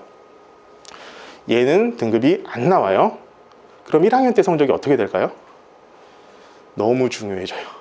너무 중요해질 겁니다. 이건 어쩔 수가 없을 거예요. 그러면 지금 6학년 학생들은 어떤 일이 벌어지느냐? 다음 장에서 훨씬 더 자세하게 적나라하게 말씀을 드리겠지만 고등학교 1학년 들어가기 전에요. 고등학교 1학년 전 과목을 중간 기말고사를 다 학습을 해놔야 될 겁니다. 이거는 현실이에요. 그렇게 돼야지 1학년 때 성적 잘 받아놓고 2학년 때 요거는 세트, 그러니까 이렇게 학생부를 잘 조립을 해가지고 좋은 학교를 갈 수가 있을 거예요. 지금부터 그래서 초등학교 6학년은요, 중학교 1학년까지 해가지고 중학교 과정 다 마치셔야 돼요. 전 과목을요. 네. 끔찍한 일이에요. 지금 말하는 건 4, 5등급 얘기하는 게 아니라 가서 1등급 받고 싶으면 그렇게 하셔야 된다는 거예요. 네. 자, 첫 번째, 1학년 성적이 결국 대학을 좌우하게 될 겁니다. 두 번째는요, 1학년 끝나자마자 2학년에 바로 안 되겠다. 1학년 성적을 보니 나는 죽었다 깨도 수시는 못 가겠다 라고 마음을 먹으면은 2학년 초반부터 뭘 해야 되느냐? 수능 준비를 하기 시작해야 될 겁니다. 근데 수능 준비는 쉬운가요? 수능 준비하려면요, 선행 안 하고서는 죽었다 깨도 할 수가 없어요. 근데 수능 얘기도 진짜 지금 올해 고3 때는 제가 아주 복창이 터지겠거든요. 수능 얘기도 조금 이따 좀 해줄 수 있을 것 같아요. 자, 그리고 과목 구조, 평가가 원래 A, B, C만 있었는데 A, B, C, D까지 한다라고 돼 있지만 중요한 것은 성취도가 5단계로 세분화가 되지만 성취도별로 몇 명 이상을 넣을 수 없다 이런 전제가 없어요. 그러니까 A에다가 80명을 줘도 상관이 없다는 거예요. 근데 실제로 성취도 과목에 이런 성취도 과목에 A 80%인 학교가 꽤나 있습니다. 80% 정도면 어떻게 해야 되냐면요. 야, 한국 전쟁은 언제 일어났지? 고조선시대, 조선시대, 고려시대, 신라시대 이래야 돼요. 없잖아요, 답이. 네. 한국전쟁 언제 일어났어? 이런 식으로 문제 안 내고서는요, 80%가 나올 수가 없어요, A등급에. 왜냐하면요, 시험 안 보고 그냥 나간 애들이 또 20%가 있거든요. 근데 그런 경우가 생길 거란 말이에요. 근데 우리 학교에서 애들이 만약에 A가 없어가지고, A가 얼마 안 나와가지고 대학을 못 갔어요. 그 엄마들이 가만히 있으실 것 같으세요? 아니에요. 절대로 그래야 할 거예요. 난리가 날 겁니다. 그래서 지금 이것을 비율을 어느 정도 가이드라인을 제공하겠다라는 얘기도 지금 교육청에서는 들려오는데 그 가이드라인을 제공하면 이게 등급하고 뭐가 달라집니까? 똑같아지거든요. 네, 그래가지고 아마 그렇게는 안 되지 않을까 싶은 게 제 개인적인 생각이에요. 자, 그래서 지금부터는 우리가 대학 입학 방식이 어떻게 바뀔 것인가에 대해서 예측을 좀 해보도록 수 있도록 하겠습니다. 자, 이 예측은요, 저 혼자서 한 게 아니고요. 굉장히 많은 전문가분들하고 같이 얘기를 나누고 물어보고 나름대로 이게 진짜 많은 검증을 거쳐가지고 나온 얘기이기 때문에 반은 믿으셔도 될 거예요. 51%로 믿으셔도 됩니다. 51%. 자, 그러면은 대학 입학사정관들이 하는 얘기가 딱 요거예요. 결국에는 2028 교육과 2028 대학 입학에서 대학에서 어떤 애들을 뽑을 거냐라는 것을 머릿속으로 딱 상상해 보면요, 결국 이런 애들을 뽑는다는 겁니다. 학습 능력이 일단 우수한 학생을 뽑을 수밖에 없대요. 당연한 거죠. 그래야지 공부 잘하는 애들이 남을 테니까. 그리고 정말 생각지도 못한 발언이 나옵니다. 자퇴 안 하는 학생을 뽑는데요. 자퇴를 안 한다. 요즘 학생들이 계속 줄고 있잖아요. 그러니까 학생이 나가면은 안 되는 거예요, 학교 입장에서는. 근데 자퇴를 되게 많이 하는 어떤 집단이 있답니다. 자, 그게 어떤 학생이냐. 자, 학습 능력이 우수한 학생들은요, 논술로 학교를 들어온 친구들이 학습 능력이 굉장히 학점이 우수하답니다. 두 번째, 자퇴 안 하는 학생들은요, 학생부 종합전형으로 들어온 학생들이 자퇴를 거의 안 한대요. 얘네들은 좀 그런 거 있잖아요. 학생부 종합전형이면은 내가 그 학교를 가고 싶다라고 딱 마음을 먹고 나서부터 계속 그 학교에 대해 연구하고 막 또 뭐 공부도 하고 막 면접 준비도 하고 자기소개서도 그거에 맞춰서 쓰고 하니까 조금씩 여기에 애정이 생긴대요. 막 자기 학 들어가지도 않은 건데 그냥 막 가고 싶고 막 합격만 하면은 막 다 세상의 모든 게 이루어질 것 같고. 저도 그랬거든요. 똑같았어요, 사실은. 그런데 가보면 또 상황이 다르긴 하죠. 그런데 정시로 들어온 애들 있잖아요. 수학능력 시험 봐가지고 들어온 애들은요, 그게 없대요. 그냥 딱 시험 성적 보고 딱 맞춰서 아 여기 들어가면 되겠네 해가지고 들어간 애들이 대부분이다 보니까. 그러면 학교에서는요, 이런 대학 입학 제도를 선호할 수밖에 없는 상황인 거예요, 지금 대학에서는. 자, 현재 대입 방식은 간단하게 설명해 드리겠습니다. 아직은 이제 아이들이 어리면은 잘 모르실 수 있기 때문에. 자, 대학 입학 방식은 수시와 정시로 나뉘는데요. 수시가 학생부 종합전형이라는 게 있고 이제 학종이라고 보통 얘기를 합니다. 여기는 학교 생활기록부 전체를 보겠다는 거예요. 거기에 무슨 내용이 있고 뭐 자동봉지 났던 거 다 보겠다는 거예요. 두 번째는 교과입니다. 학생부 전형, 교과 전형인데 얘네들은 학생부의 성적만 보겠다는 게 교과 전형이에요. 성적만 보겠다는 거. 얘네들은 정시는 그냥 수학 능력 시험 결과로만 그냥 학생을 전반하는 게 정시입니다.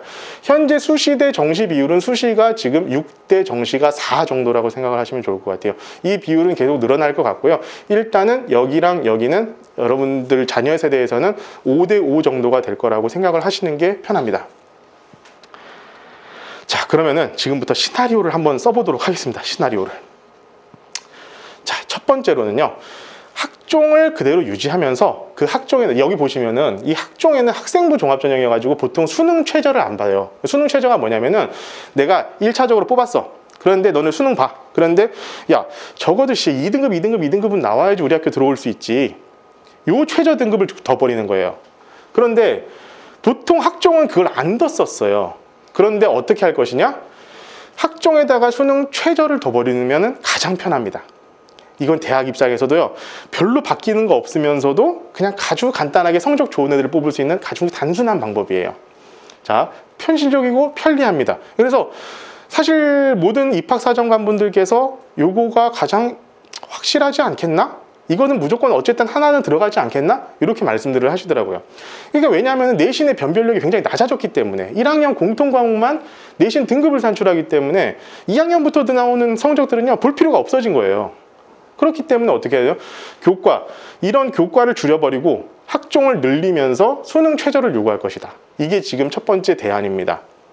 자, 이 학생부 전형에서 종합전형에서 학종에서 수능 최저가 별로 없었는데 아마 수능 최저를 거기다가 달아 놓을 거예요. 그러니까 수능을 안 보면 안 되는 학생들이 되는 거죠. 자, 두 번째입니다.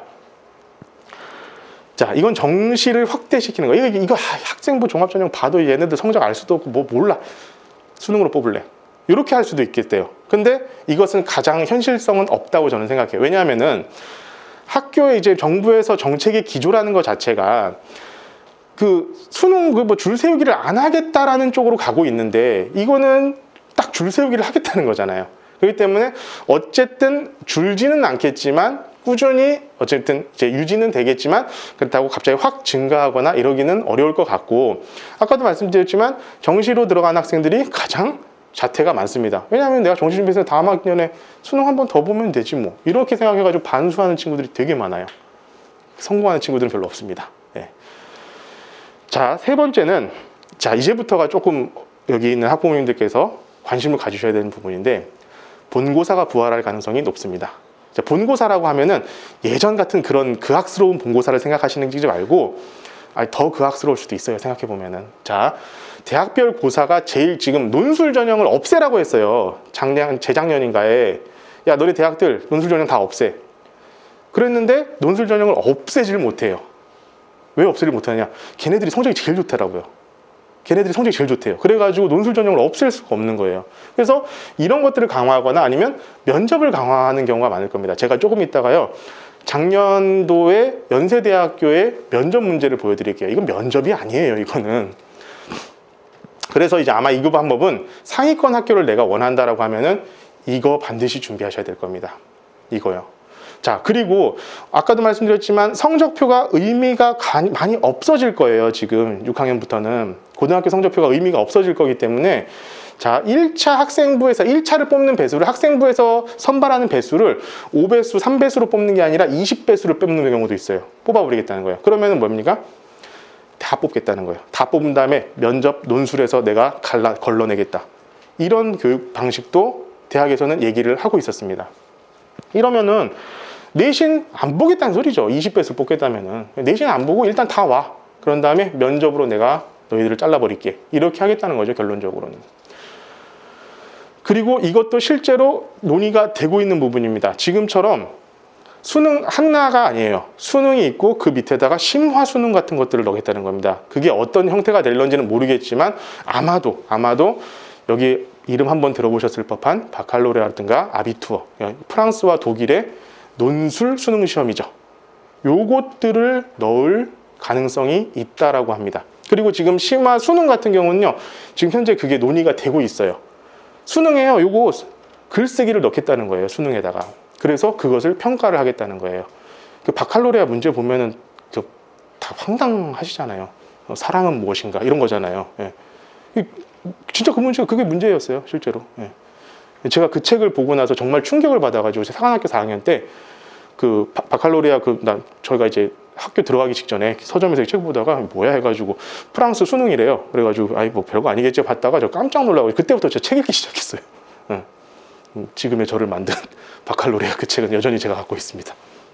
그리고 이거는 결론적으로는 2028년 대입 기본 계획이 나와 봐야지 여러분들이 좀 알 수 있을 거예요. 이 바칼로레아는 보면 요즘 IB라고 해가지고 인터내셔널 바칼로레아라고 인터넷 사이트가 있어요. 나중에 한번 시간이 되시면 한번 들어가 보셔서 보는데 그 교육 방식으로 교육을 하고 있는 학원들도 있어요, 지금 현재. 근데 그거는 수학 교육 방식이 우리 교육과 과정하고 완전히 별개이다 보니까 현실적으로 적용되기는 굉장히 어려운 부분들이 많습니다. 그래서 이거는 아마 그런 논술 쪽으로 아마 가지 않을까 좀 그렇게 생각을 하고는 있습니다. 자, 이렇게 한 4가지 정도로 이렇게 압축을 제가 해드렸는데, 그러면은 제가 왜 이런 것들이 필요한 것이냐, 제가 이제 연세대학교 면접 문제를 보여드릴게요. 이게 연세대학교 면접 문제였습니다. 면접을요 이렇게 앉아가지고 자네의 입학 동기는 뭔가, 이게 아니에요. 이런 자료를 나눠줘요. 이런 자료를 나눠준 다음에요, 너 15분 동안 이거 보고, 자, 요거 문제 1번, 문제 2번 나한테 와서 설명해. 이게 면접이에요. 이제 이 문제를 한번 봅시다. 뭐 내용은 뭐 그렇다 치는데요. 자, 가실시분 나의 내용을 바탕으로 코로나19에 의한 감염병 확산 현상을 분석하여 설명하시오. 문제 2-1번의 해석 내용을 바탕으로 코로나19에 의한 감염병 확산 방지 관련 사회 정책의 쟁점을 분석하시오. 뉴스 안 보는 애들요, 못 풀어요. 아니, 일단 이거 글자를 다 읽을 줄 아는 애들이 몇 명이나 될지 모르겠어요. 상위권 대학일수록 이런 식의 평가를 하기 시작할 거다라는 겁니다. 상위권 대학일수록. 자, 이거 다음 문제 한번 볼게요. 그래요. 나중에 보세요. 제시문 가와 나에 대한 분석 내용을 바탕으로 제시문 가와 라를 통해 드러난 사회 문제의 대안을 제시하시오. 예, 어머님들도 못 푸실 거예요. 네, 힘드실 거예요. 네. 이거 정말 자연계 볼게요. 자연계 보십시오. 뭐 전자기파 얘기 나왔어요. 근데 갑자기 또 표면 온도가 나오고, 또 사람 눈에 있는 또 원뿔 세포가 나왔어요. 생명과학, 뭐 지금 뭐 물리 1, 물리 2, 뭐 화학, 뭐 이런 것들이 지금 다 나오죠. 뭐 회화기법이에요. 회화기법. 이건 뭐예요? 미술이에요. 근데 이걸로 통해서 마지막 문제 보시면, 전압이 걸리면 빛을 내는 소자인 LED는 적색과 녹색이 먼저 이루어졌고 청색 LED의 발명은 그보다 한참 늦게 됐다. 청색 LED는 실제로 노벨상을 받았습니다. 이걸로 얼마 안 된 일이에요. 청색 LED가 개발된 거는. 이게 왜 어려운지를 고려해야 되는데, 이것만 보고는요 죽었다 깨도 알 수가 없어요. 그럼 뭐입니까? 기본적인 교양 수준의 물화생지 1, 2 지식을 다 갖고 있어야지 가능하다는 거예요. 지금 여러분들 6학년 학생들이 치러야 할 그런 관문입니다. 이게 지금 굉장히 아마 어려운 그런 입시가 될 거예요. 그래서 제가 말씀드렸지만 4, 5등급 얘기하는 거 아닙니다. 1등급 해가지고 서울대, 연대, 고대 내가 가겠다, 이렇게 생각하는 학생들을 대상으로 제가 말씀을 드리는 겁니다. 자, 그래서 요것은 우리가 뭘 해야 되느냐. 자, 일단 첫 번째, 아이들의 독해 능력이 굉장히 중요해질 겁니다. 책 좀 읽히세요. 책 읽어야 됩니다. 책 못 읽으면요 안 돼요. 지금부터는. 여러분 잘 생각해 보세요. 혹시 대기업의 인적성 검사 한번 보신 분 계실지 모르겠어요. 한번 나중에 인적성 검사 같은 거 확인해 보세요. 그것의 대부분은요, 읽고 요약해라예요. 빨리 읽고 빨리 요약해라. 그런 다음에 너 이 내용을 이해했어 안 했어? 그걸 의미합니다. 그거를 시험을 봅니다. 그게 인적성 검사예요. 걔네들 지금 사회에서 요구하는 역량이 바로 그런 거라는 거예요. 예. 자, 두 번째는요, 이거요. 속독, 빨리 읽고 요약을 정리해가지고 기본 지식에 있는 데다가 거기다 융합하기. 아니, 너무 어려운 얘기잖아. 근데 이거는요, 고등학교 3학년 가가지고 하라고 하면 하겠습니까? 안 돼요. 할 시간도 없어요. 지금부터 하셔야 돼요. 지금부터. 책 읽고, 근데 쉬운 책 계속 읽어봐야 절대로 안 늘어요. 어려운 책을 읽어야 됩니다. 어려운 책을. 유튜브, 이것 때문에 미치겠어요, 제가. 유튜브나 이 영상 강의는요, 뭐가 문제냐면요, 지나고 나면은 그냥 지나고 말아버려요. 근데 여러분들 책 보다 좀 어려운 책이나 전공서적 같은 것들을 보다 보면 내가 읽고는 있는데, 잠깐 뭐였지? 그냥 아무 생각 없이 그냥 이렇게 나간 적이 있으실 거예요. 저만 있었나요? 뭐, 그래서요. 그러면은 어떻게 됩니까? 다시, 어이씨, 뭐야 해가지고 다시 앞으로 돌아오잖아요. 이 영상은요, 돌아가질 않아요, 애들이. 그래서 그 동영상이 저희 학원에서 보는데도 저는 제가 돌아다니면서 애들 손 내려가면 손 올리라고 그러고 계속 그런 짓을 하고 다니는 거예요, 제가. 네. 영상 강의가 그런 문제점이 있습니다. 그렇기 때문에 절대로 유튜브 보라고 하지 마시고 책 보고 논문이라든가 이런 거 찾을 수 있는 역량을 길러주시는 게 굉장히 중요하실 거예요.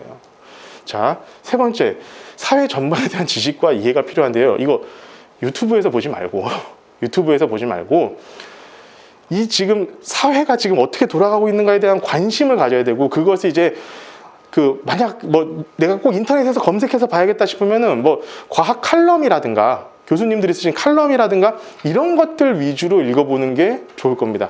인터넷 기사나 댓글 이런 거 보지 말고 뭐 사회를 이해하지 말고요. 자, 세 번째는 과학에서는 교양 수준의 물화생지 2까지의 모든 지식을 다 갖추어야만 할 겁니다.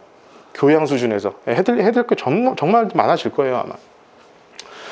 자, 그럼 우리가 어떤 준비를 해야 될 것이냐, 이제 오늘 마지막 정리가 될 것 같은데요. 자, 현재 중학교 2학년 1학년 학생들부터 말씀을 드릴 수 있도록 하겠습니다. 자, 일단 현재의 입시 전략을 기조를 유지하시는 게 좋습니다. 대학 입학 체계가 바뀌지가 않고요, 있는 현재 그 상태 그대로 준비를 하시면 될 거예요. 자, 외고나 자사고 등 이게 가는 것들을 조금 고민하시고 계시는 분들이 계실 수 있겠습니다. 근데 이것은 저희가 봤을 때는 케이스 바이 케이스가 될 것 같아요. 얘네들까지는 외고 자사고로 인정을 해주기 때문에 대학 입장에서는 이런 생각을 할 수도 있어요. 야, 마지막으로 외고 자사고다, 뽑자. 이렇게 할 수 있어서 굉장히 좋은 선택이 될 수도 있는 반면에, 과연 얘네들이 계속 그 좋은 성적을 얻었는가를 이렇게 또 반출을 해보다 보면은 과연 그냥 얘네들 뽑는 게 맞을까? 이런 의견도 반반이었습니다. 그래서 좋다 나쁘다라는 것을 말씀드릴 수가 없어요. 하지만 마지막 기수이기 때문에 이 특별 교육과정, 특별한 전문 교과 과정의 마지막 혜택을 얻을 수는 있을 것이다. 그리고 그 다음 해에 만약에 정말 재수가 없어서 재수를 하게 되더라도 이 친구들 같은 경우는 좋은 환경에서 공부하는 환경입니다. 제가 말씀드린 좋은 환경은 아이들이 공부하는 환경에서 공부를 했었기 때문에 아무래도 수능 준비하기가 조금 수월한 면은 있을 거예요. 네, 그런 점이 있을 겁니다. 자, 세 번째, 상위권 학교를 원한다면 문과도 미적분을 공부할 수 있도록 하셔야 됩니다. 그거 조금 이따가 근거를 말씀드릴게요. 자, 다음은 재수를 하게 되면은 아마 학종이나 수시가 굉장히 어려워질 거예요. 입시 체계가 바뀌었잖아요. 물론 이 학생들을 위한 대비책도 마련이 되는 있을 거예요. 근데 항상 그렇지만 재수생들은 마이너입니다. 메이저가 아니에요. 이렇게 마이너다가 되다 보니까 그것에 대한 피해를 받지 않기 위해서는 수능을 봐야 될 거예요. 결국에는 정시를 가야 할 텐데, 정시 준비하려면 뭐 어떻게 해야 됩니까? 선행 무조건 다 해야 돼요. 그래서 아까도 말씀드렸지만 수능, 정시, 그리고 학교 성적으로 가는 수시 5대5 정도가 될 건데, 이 5대5를 다 해야 돼요. 절대로 하나도 놓쳐서는 안 됩니다. 다 해야만 합니다. 이거 정말 해야 돼요. 네, 제가 이 얘기를요, 제가 이 정시 지금 고3 애들이 처음 올해, 그러니까 작년 정말 말이죠. 작년 12월 30일 날 제가 고3 학생들을 대상으로 서울에서 컨설턴트 모셔다가 설명회를 진행을 했어요. 거기서도 얘기를 했어요. 니들은 수능을 무조건 준비를 해야 된다. 지금부터 수능 준비 안 하면 나중에 뭐 큰일 난다. 니들 진짜 피눈물 흘린다. 지금 애들 다 피눈물 흘리고 있어요. 정말 농담이 아닙니다. 지금 천안 시내 모 고등학교에서 내신 총점이 1.7이에요. 1.7이면 그냥 전교 1등이라고 생각하시면 돼요. 그 친구가 어느 대학 정도 갈 수 있을 것 같으세요? 최저 2등급, 2등급만 맞추면요, 한양대 성균관대를 갈 수 있어요. 충분히. 근데 지금요, 건대 간다고 그러고 있어요. 건대가 상향이래요. 지금 현재 이래요. 1.7이고 전교에서 1등급에 1등을 하고 있는 친구가 수능 최저 준비를 안 해가지고 지금 이 사단이 나고 있어요. 지금 엊그제 이제 9월 모의고사를 봤는데요. 아주 돌아버리겠어요. 걔네들도 다 똑같이 얘기해요. 근데 말 들을 걸. 말 들을 걸. 너네 맨날 내가 지금 몇 년째, 지금 2년, 3년째 똑같이 얘기를 하고 있는데 왜 이렇게 말을 안 듣냐. 지금 와가지고 그냥 할 말은 많죠. 근데 어머니들 다 아시잖아요. 대학 등급 하나가 내 인생에서 어떤 의미를 갖게 되는지는 지금 사회를 살아보고 계시는 여러분들은 훨씬 더 강하게 느끼실 수 있으시잖아요. 지금 걔네들은 지금 웃으면서 뭐 어쩔 수 없죠. 애들 지금 얘기라도 몰라요. 그렇게 하지만 지들이 입사하고 취업해야 되고 그런 상황이 됐을 때요. 그때는 지금보다 더 마음이 아플 거예요. 그때 안 한 거에 대해서. 그래서 지금 제가 꼭 당부드리고 싶은 건요. 집에서부터 조금 세뇌를 시켜주세요. 니들 수능 봐야 된다. 수능 봐야 된다. 근데 수능을 보려고 한다면요. 내신 공부 봐야. 내신 다 끝내놔야 돼요. 끝내놓고 3학년부터는 3학년 딱 겨울방학 시작하는 그 순간부터는요. 무조건 수능 체제로 들어가가지고 계속 모의고사 풀어야 돼요. 왜 재수생들을 못 이기는 줄 아십니까? 걔네들은 한 번 딱 보고 나서 1년 내내 하루에 모의고사를 한 번씩 봐요. 그러면 그 모의고사 몇 번을 보겠습니까? 최소 300번 가까이를 모의고사를 보고 들어가는 친구들이에요. 그 정도 문제를 풀면요. 수학 같은 경우에 30문제 중에 25문제는 어차피 푼 문제에서 나올 수밖에 없어요. 그러면 걔네들을 따라갈 수가 없죠. 3학년 1학기 내내 맨날 그냥 내신 공부한다고 그냥 이러고 앉아있다가 이제 여름방학 되니까 딱 이제 공부 좀 해볼까 했는데 애들 다 놀고 있고. 이런 상황에서 애들 수능 공부 못해요. 지금 학생들이 제가 지금 이 설명회 있기 직전까지 있었던 학생들이 다 똑같은 상황이에요. 그러니까 어떻게 수능 준비를 하려고 한다면은 선행 미리 많이 나가가지고요. 다 끝내 놓은 다음에 준비를 다 해 놓은 상태로 들어가야 돼요. 이거 정말 중요합니다. 자, 내가 왜 문과를 희망하는데도 미적분을 하도록 제가 조언을 드리느냐. 자, 이거 그냥 그대로 가져온 겁니다. 자, 종로 하늘교육. 제가 아마 옛날에 밴드에도 한번 올렸었던 기억이 있어요. 자, 보십시오. 자연계열 학과에서 어쨌든 지금 2015 교육과정에서 문과와 이과는 구분이 되지 않습니다. 내가 문과라고 해도 내가 문과의 과목을 다 이수했지만 내가 미적분 봐도 아무 상관이 없어요. 그러면은 미적분 뽑는 이과 학과에 들어갈 수가 있어요. 자, 건국대학교 미래에너지공학과가 이 정도인데요. 그 정도 이제 건국대죠. 건국대에 이과 좋은 학과 들어갈 정도면요. 고려대 들어갈 수 있어요. 문과로는. 고려대 통계학과를 들어갈 수 있어요. 저 같으면요. 여기 갈 거예요. 그래서 지금 어떤 일이 벌어지고 있냐면은 스카이급의 문과 상경계열 쪽은 다 이과 애들이 갈 거라는 예상이 현실이 되고 있어요. 근데 이게 지금 사실은 6월 자료입니다. 6월 달에 모의고사를 봤어요. 6월 자료인데요. 이거 9월 자료 제가 이거 다음에 바로 보여드릴게요. 9월은요. 더 커졌어요. 미적분과 기하는 이제 이과 애들이 보는 과목이고 확률과 통계는 문과 애들이 보는 과목입니다. 자, 미적분에서 만점 받은 애들은요. 이제 표준 점수라는 게 있는데 이것도 복잡한 거니까 그냥 넘어가시고 그냥 생각하세요. 표준 점수는 그냥 어려운 거예요. 근데 실제로 내가 100점 만점이거든요. 수학 100점 만점인데 정시에서 들어가는 것은 이 표준 점수가 들어갑니다. 정시에서는 이 점수로 100점으로 들어가는 게 아니에요. 표준 점수 이게 들어가요. 그러면 내가 미적분을 봤는데 만점을 받았으면 147점을 받을 수 있어요. 근데 내가 확률과 통계에서 만점을 받으면 139점을 받아요. 이거 8점 차이거든요. 지금 6월 달에 4점 차이 났어요. 지금 9월 달에 오히려 며칠 전에 본 9월 달에 더 늘어났어요. 지금 이 8점 차이면 어느 정도 차이냐면요. 서울대 가느냐, 서울대 갈래, 서강대 갈래 이렇게 되는 거예요. 연고대도 안 돼요. 이 정도 점수면은. 그러면은 문과 애들 어떻게 되겠어요? 수시에서요. 정시에서 난리가 날 거예요. 아마. 못 갈 거예요. 근데 지금 그래도 이공계 쪽은 나중에 어떻게 될지 모릅니다. 이공계 쪽은 그래도 좀 취업이 좀 잘 된다라는 이런 인식이 있어가지고 조금 뭐 홍동 건수, 그러니까 지금 서울 10대 밑에 있는 대학들도 어느 정도 굉장히 경쟁이 좋고 입학 어떤 취업 결과들이 괜찮은 편에 속합니다. 그런데 문과는요, 지금 다 공무원 준비하고 있어요. 어딜 나와도. 그나마 서울대학교에서 나온 친구들이 뭐 로스쿨 간다, 요 정도예요. 그러면은 문과는 무조건 뭘 내야 되느냐? 내 대학을 높여야 됩니다. 근데 대학 높이기가 만만치가 않은 상황이에요. 그럼 내가 문과를 가야 된다라고 내가 확정되고 내가 수능은 못 보겠어 라고 하면은 또 뭡니까? 내신 잘 받아야겠죠.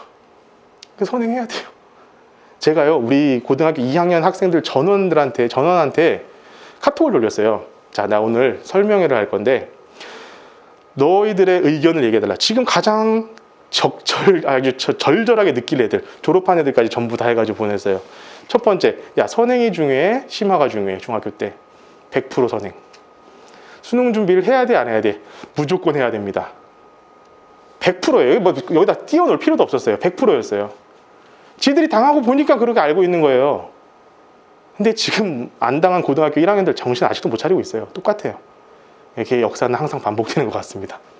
제가 1년 내내, 저도요, 내년 되면 또 1년 내내 애들한테 이런 얘기를 해야 될 거예요. 근데 이것을 학원에서 저 혼자만 한다고 되는 게 아니에요, 어머니. 집에서도 세뇌를 시켜주셔야 돼요. 무조건 수능 봐야 된다, 선행해야 된다, 이런 것들을. 그러니까 이제 봅시죠. 국어 같은 경우는 언어와 매체를 선택하나, 화법과 작문을 선택하나, 차이가 없어요.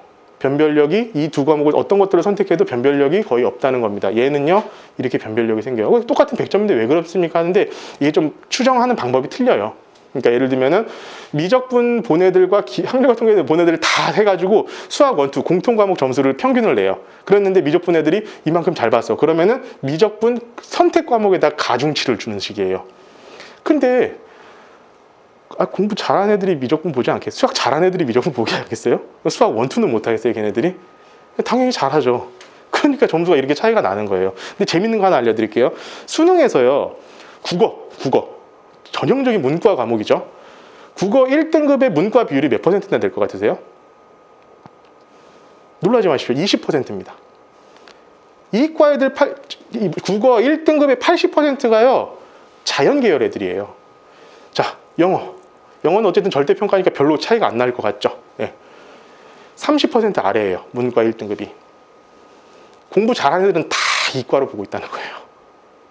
그걸 기억하셔야 돼요. 1등급이 그 정도가 그렇게 차이가 나고 있습니다. 그러니까 내가 문과를 가고 싶어. 난 정치 외교를 배울 거야. 이렇게 해도요, 미적분 공부해 두시는 게 편해요. 그럼 미적분 공부하려면 어떻게 하셔야 됩니까?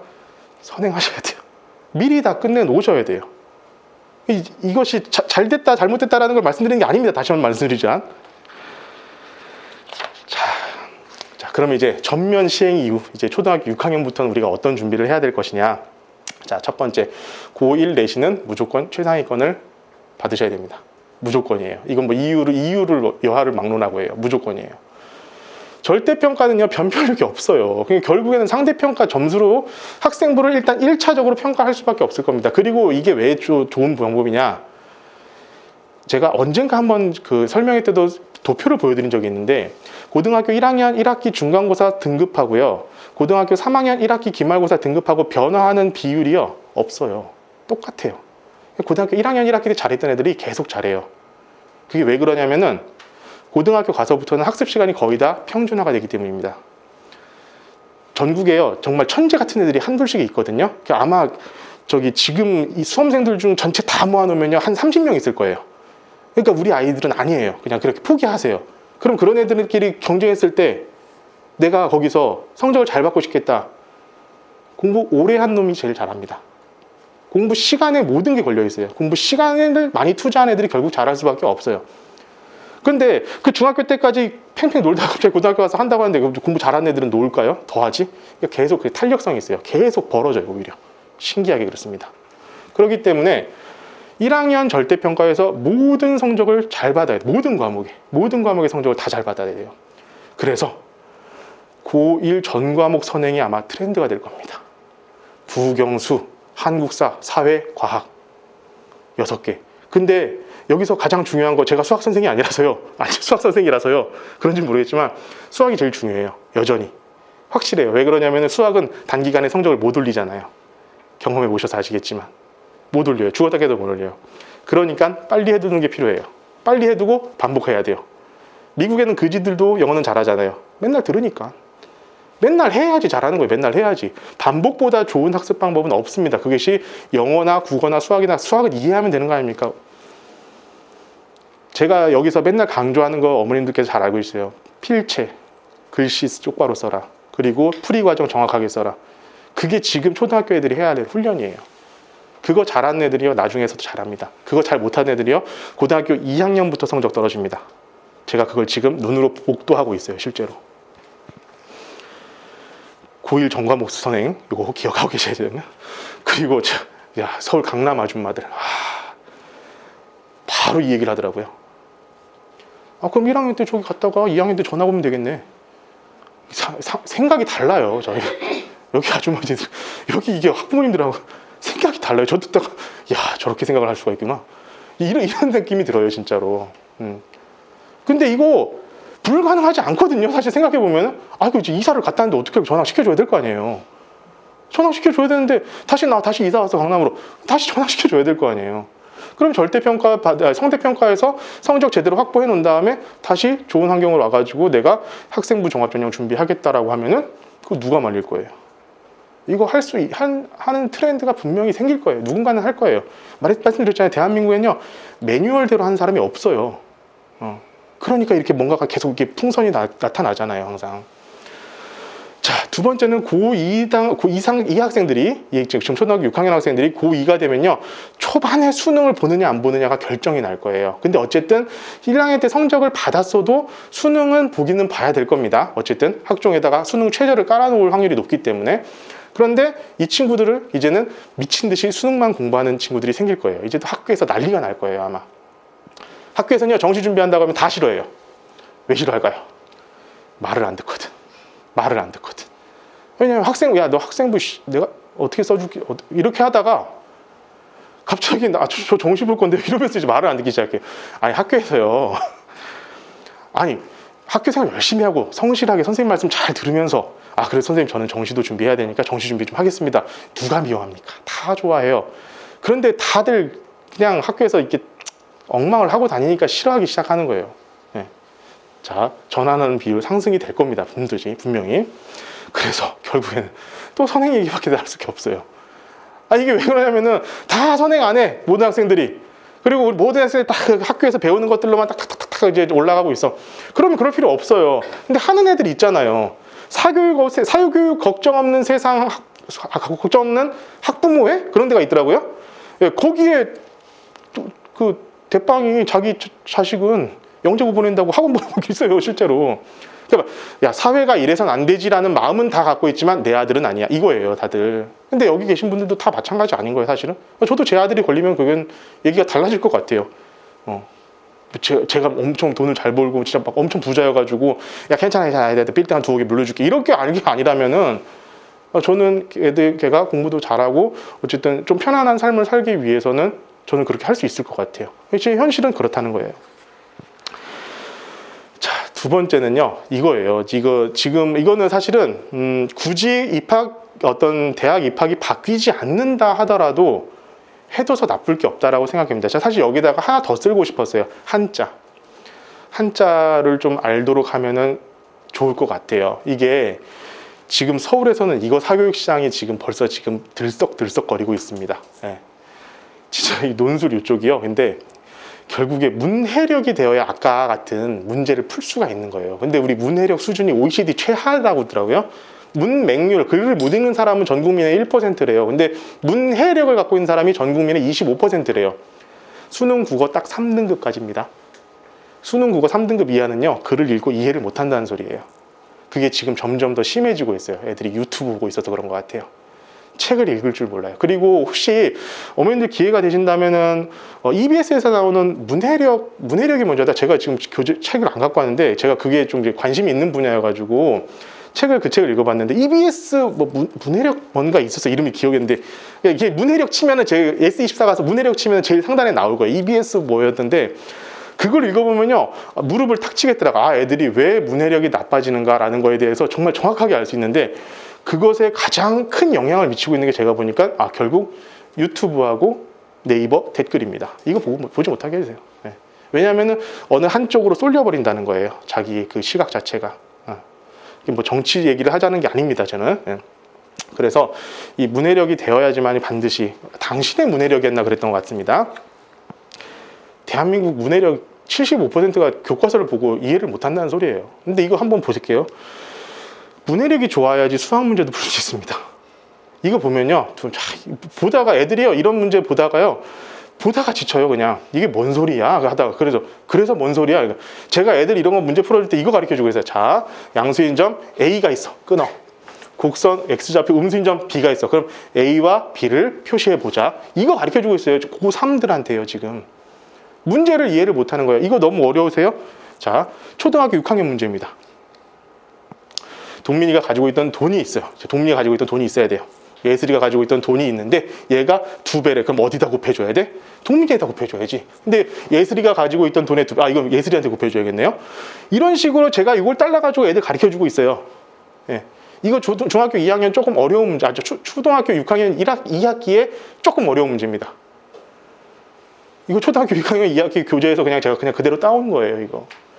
그러니까 일반적으로 학생들이 이거 끊어읽기를 못해요. 글을 읽으면서 그냥 듣는데 익숙해져 있다서 그런 것 같아요. 제가 보기에는 너무 심각한 문제입니다, 이거는. 그래서 반드시 책 읽도록 해주셔야 돼요. 책은요, 쉬운 동화책 많이 읽는다고 해가지고 늘지 않아요. 어려운 책을 읽어야 늘립니다. 네, 어려운 책을 읽으셔야 돼요. 이런 거 있잖아요. 옛날에 혹시 칸트나 헤겔 이런 책을 읽어보시려고 했던 분들 한 페이지를 못 넘어가는 그런 습관을 몇 번 이렇게 겪고 나면은 그 상황에서 자기의 문해력이 분명히 증가를 합니다. 그래서 조금 난이도 있는 책을 읽혀주시는 게 좋을 것 같아요. 자, 두 번째는요. 절대평가에서 두각을 나타내야 되잖아요. 그러면은 상대평가에서 이미 끝났어요. 등급으로 끝났어. 그러면은 내가 이제 2학년, 3학년 가가지고 절대평가 과목이 들어갔어요. 그럼 거기 세특이라고 하는 학생부에다가 선생님들이 써주는 그런 내용들이 잘 들어가야지 아무래도 좋겠죠. 좋은 말이 많이 들어가줘야지. 그런데 그 좋은 말이 많이 들어가 주려면은 시험으로는 어차피 별로 평가받을 게 없어요. 그 평가를 좋게 받으려면요, 숙제를 잘해야 됩니다. 숙제. 근데 숙제라고 안 하죠. 수행평가라고 하죠. 수행평가를 잘해야 돼요. 근데 그 수행평가는 글 쓰는 게 되게 많아요. 글 쓰는 게 되게 많습니다. 그러니까 그런 것을 위해서라도 글쓰기나 이런 연습은 필체, 글씨체, 이거 연습은 굉장히 많이 해주실 필요가 있어요. 이거 많이 얘기 나올 텐데 이게 결국에는 대입이나 면접, 논술 시험에서도 계속 그걸 평가를 하겠다라고 지금 하고 있잖아요. 그렇기 때문에 이런 능력을 계속 키워주시는 것이 필요할 것 같아요. 자, 아까도 말했지만 사회 과목 같은 경우는 현 사회에 대한 시사 교양 수준의 어떤 것들, 이런 것들 알아야 되고, 과학 과목 역시 물화생지 2까지 거기에 나와 있는 수식을 이해를 하지는 못할지라도 그 개념이 무언가다라는 것들이 나오게 될 거예요. 자, 올해 제가 예언 하나 할게요. 이과 면접요, 논술 면접요, 딱 그거 나올 거예요. 백신 얘기가 나올 거예요.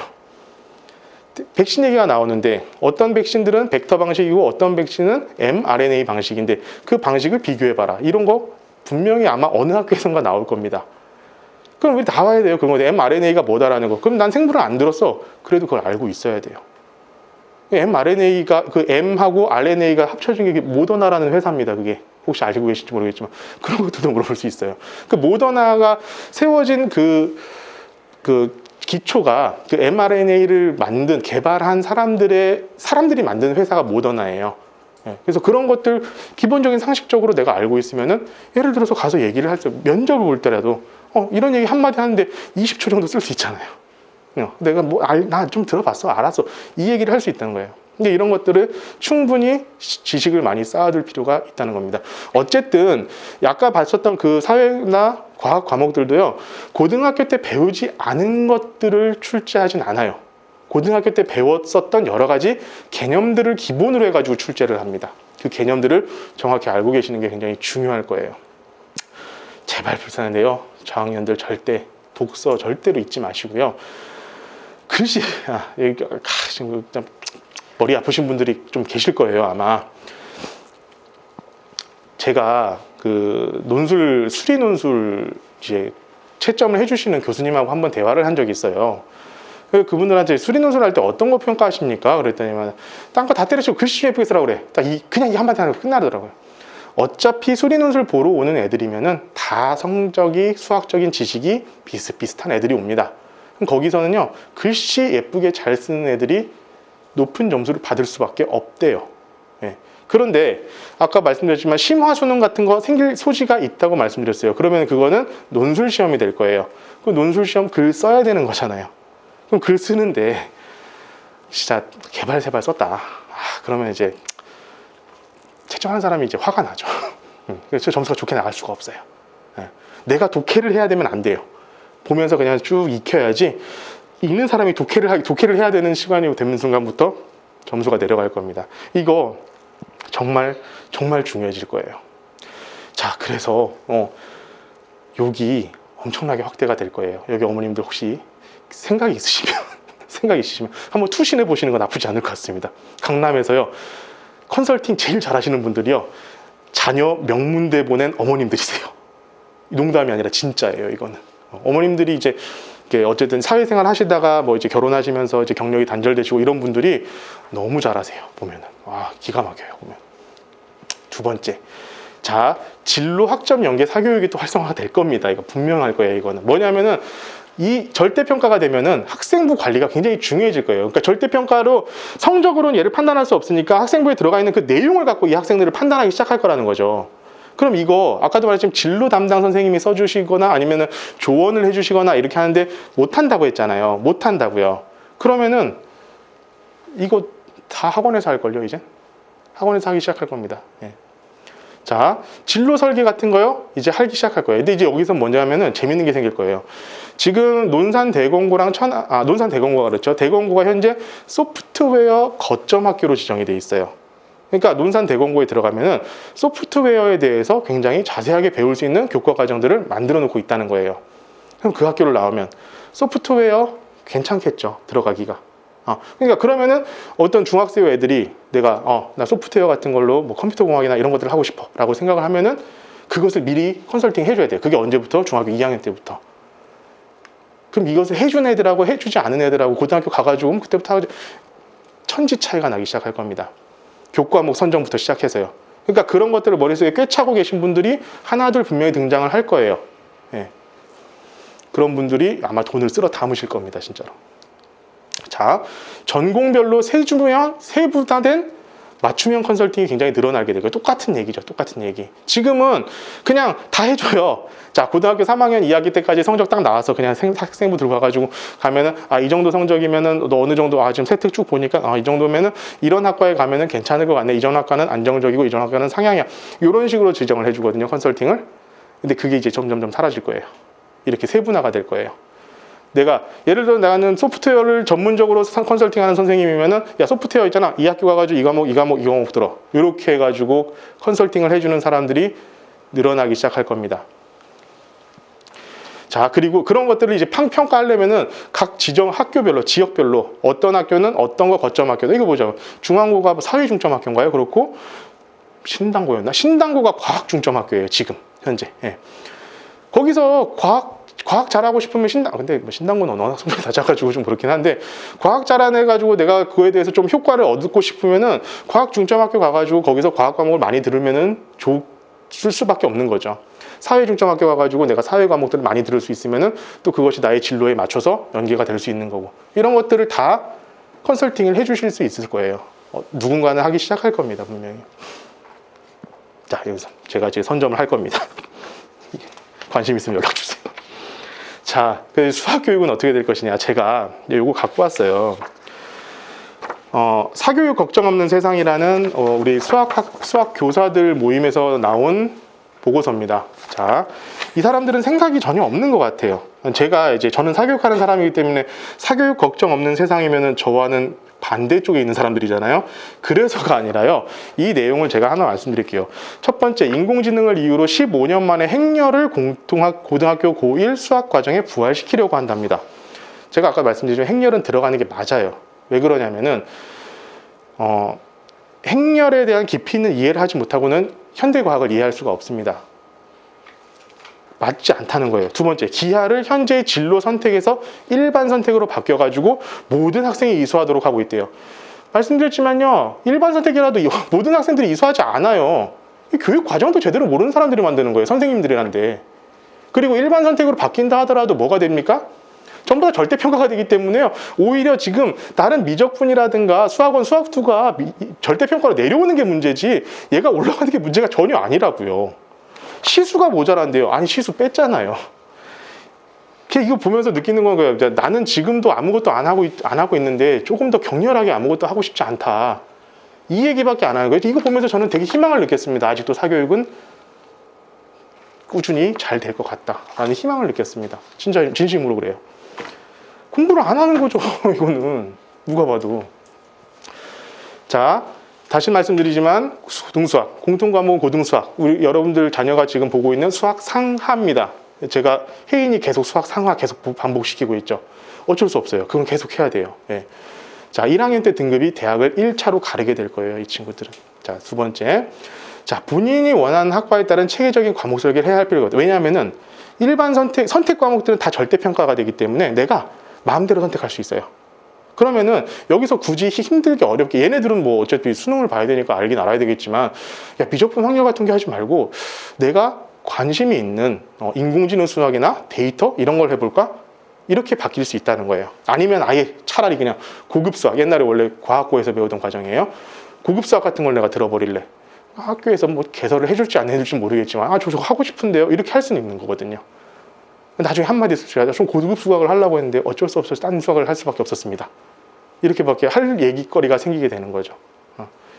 어쨌든 이러나 저러나 수학은 선행하셔야 돼요. 지금 중학교 졸업해서 고등학교 입학하는 시점쯤 돼가지고는 적어도 미적분 한 번 정도까지 보면은 가장 이상적일 것 같아요. 수학1은 그동안 수학 상하는 계속 반복하고. 자, 수능 준비는 이제 선택이 아닌 필수입니다. 무조건 수능 준비하셔야 됩니다. 제가 다시 한번 말씀드리면 지금 고3 애들요 정말 피눈물 흘리면서 원서 쓰고 있어요. 진심으로 그렇습니다. 야, 제 수능 최저 이것만 맞추면 될 걸, 이걸 갖고 지금 계속 얘기하고 있어요. 너무 힘들어해요, 정말로. 수리 논술 준비를 하시는 게 좋을 것 같습니다. 이거는 이제 문제 풀이를 열심히 어려운 문제를 푸는 걸 통해 가지고 당연히 얻어지는 어떤 능력이라고 보시면 될 것 같아요. 자, 수학 학원이 제 얘기하는 거죠. 제 자랑할 거예요, 지금부터는. 그냥 제가 왜 여기서 6시간 수업을 하고 오답노트 하고 이렇게 하고 계신지 그냥 대충 나온 게 아니거든요, 절대로. 자, 이제부터 온라인 수업이라는 거냐, 이제 거스를 수가 없어요. 거스를 수 없는 대세가 되었습니다. 왜냐? 자, 이 온라인 수업을 안 할 수가 없는 상황이에요, 모든 게 다. 근데 지금 이 온라인 시장은요, 대형 유명 강사들이 다 독식할 거예요. 걔네들이 제일 잘 가르칠 수밖에 없어요. 현우진 밑에 조교가 100명이 넘어요. 걔네들이 맨날 문제를 만들고요. 어떻게 가르쳐주면 할까? 이 문제는 어떻게 풀면 쉬울까? 걔네들이 다 연구해가지고 올려줘요. 현우진도 물론 연구를 많이 하겠지만. 그러면은, 자, 내가, 이런 온라인 시장의 문제점은 뭐냐면, 아까도 말씀드렸지만, 애들이 이해한다고 착각을 하고 넘어가요. 이해한다고 착각을 해. 그리고 수동적으로 이렇게 보고 있어요. 집에서도 이러고 있을 거예요. 집에서요, 온라인 혹시 볼 때는요, 무조건 연필 잡고 두 손 다 올리라고 하세요. 이거라도 해야지 그래도 집중이 됩니다. 예. 그러면은 뭐냐, 내가 현우진을 이 서유진한테, 이 학생한테 해줄 수 없는 것을 해줄 필요가 있다는 거예요. 저는 그것만 연구했어요. 수학 교육을 처음 시작하고 하면서 이제 어차피 얘네들은 안 돼. 그러니까 저희 학원 와가지고 메가스터디 강의 듣는 애들이 꽤나 있어요, 고등학생 중에는. 들으라고 해요. 그거 들으면서 공부해, 괜찮아. 대신 여기서 못해주는, 현우진이 못해주는 건 뭐냐, 얘네 진도별 학교별 맞춤 자료 이런 건 못해주잖아요. 걔는 그냥 일방적으로 전달을 할 뿐이지 쌍방향 통도가 안 되죠. 두 번째, 풀이 과정에 대한 첨삭을 못합니다. 이게 제일 중요해요. 수학은요, 이게 제일 중요해요. 근데 제가 오답 노트에다가 왜 거기다가 수학 풀이를 쓰라고 하겠습니까? 그거 제가 보려고 하는 거거든요. 네. 그거 보면서 다 학생들 다 학원하고 나면은 밤에 그리고 아침에 와가지고 보는 게 그거예요. 아, 얘가 지금 뭘 잘못하고 있구나. 그럼 뭘 좀 더 해줘야겠구나. 이거는요, 아무도 못해요. 맨날 앞에서 딱 보는 사람 아니면. 그럼 이걸 해줄 수 있으려면 어떻게 돼야 되느냐? 장시간 앉아 있어야 됩니다. 그래서 제가 6시간 수업을 고집을 하고 있는 거예요. 그리고 온라인 전 안 하겠다고 말씀드렸잖아요. 안 해요. 내 눈 앞에서 해야 돼요. 내 눈 앞에 있어도 이렇게 하다가 멍 때리고 있는 애들이 눈에 보이는데 집에서 혼자 하면은 더 하겠죠. 와가지고 제가 돌아다니면서 애들 이렇게 깨우는 거예요. 야, 정신 차려 이러면서. 예. 수학은 그렇게 해야지만 되기 때문에 제가 이렇게 하고 있는 겁니다. 자, 수학학원요, 아마 강의식으로 하고 있는 학원들은요, 이제 굉장히 많이 줄어들게 될 거예요. 어쩔 수 없이 관리형으로 갈 수밖에 없어요. 저 그걸 선도하기 위해서 이제까지 이 시스템을 연구를 해왔었던 거고요. 자, 중학교는요, 중학교 2학년 때까지 고등 1학년 선행반이 보편화가 될 겁니다. 이렇게 되면은요, 기존의 중등반과 고등반을 나눠가지고 운영하고 있는 학원들은 굉장히 어려워질 겁니다. 왜 그럴까요? 이건 업계 비밀이긴 하지만 그냥 알려드릴게요. 중등부를 가르치는 선생님들 월급하고요, 고등부를 가르치는 선생님들 월급하고 갭이 차이가 굉장히 크게 나요. 그러면 중등부 학생이 고등부 가가지고 수업을 받는다고 해서 고등부 교육비를 내라고 할 수가 없거든요. 저희도 마찬가지지만. 그럼 학원에서는 어떻게 해요? 계속 중등부에 남아있게 하는 거예요. 그러면서 심화를 시키죠.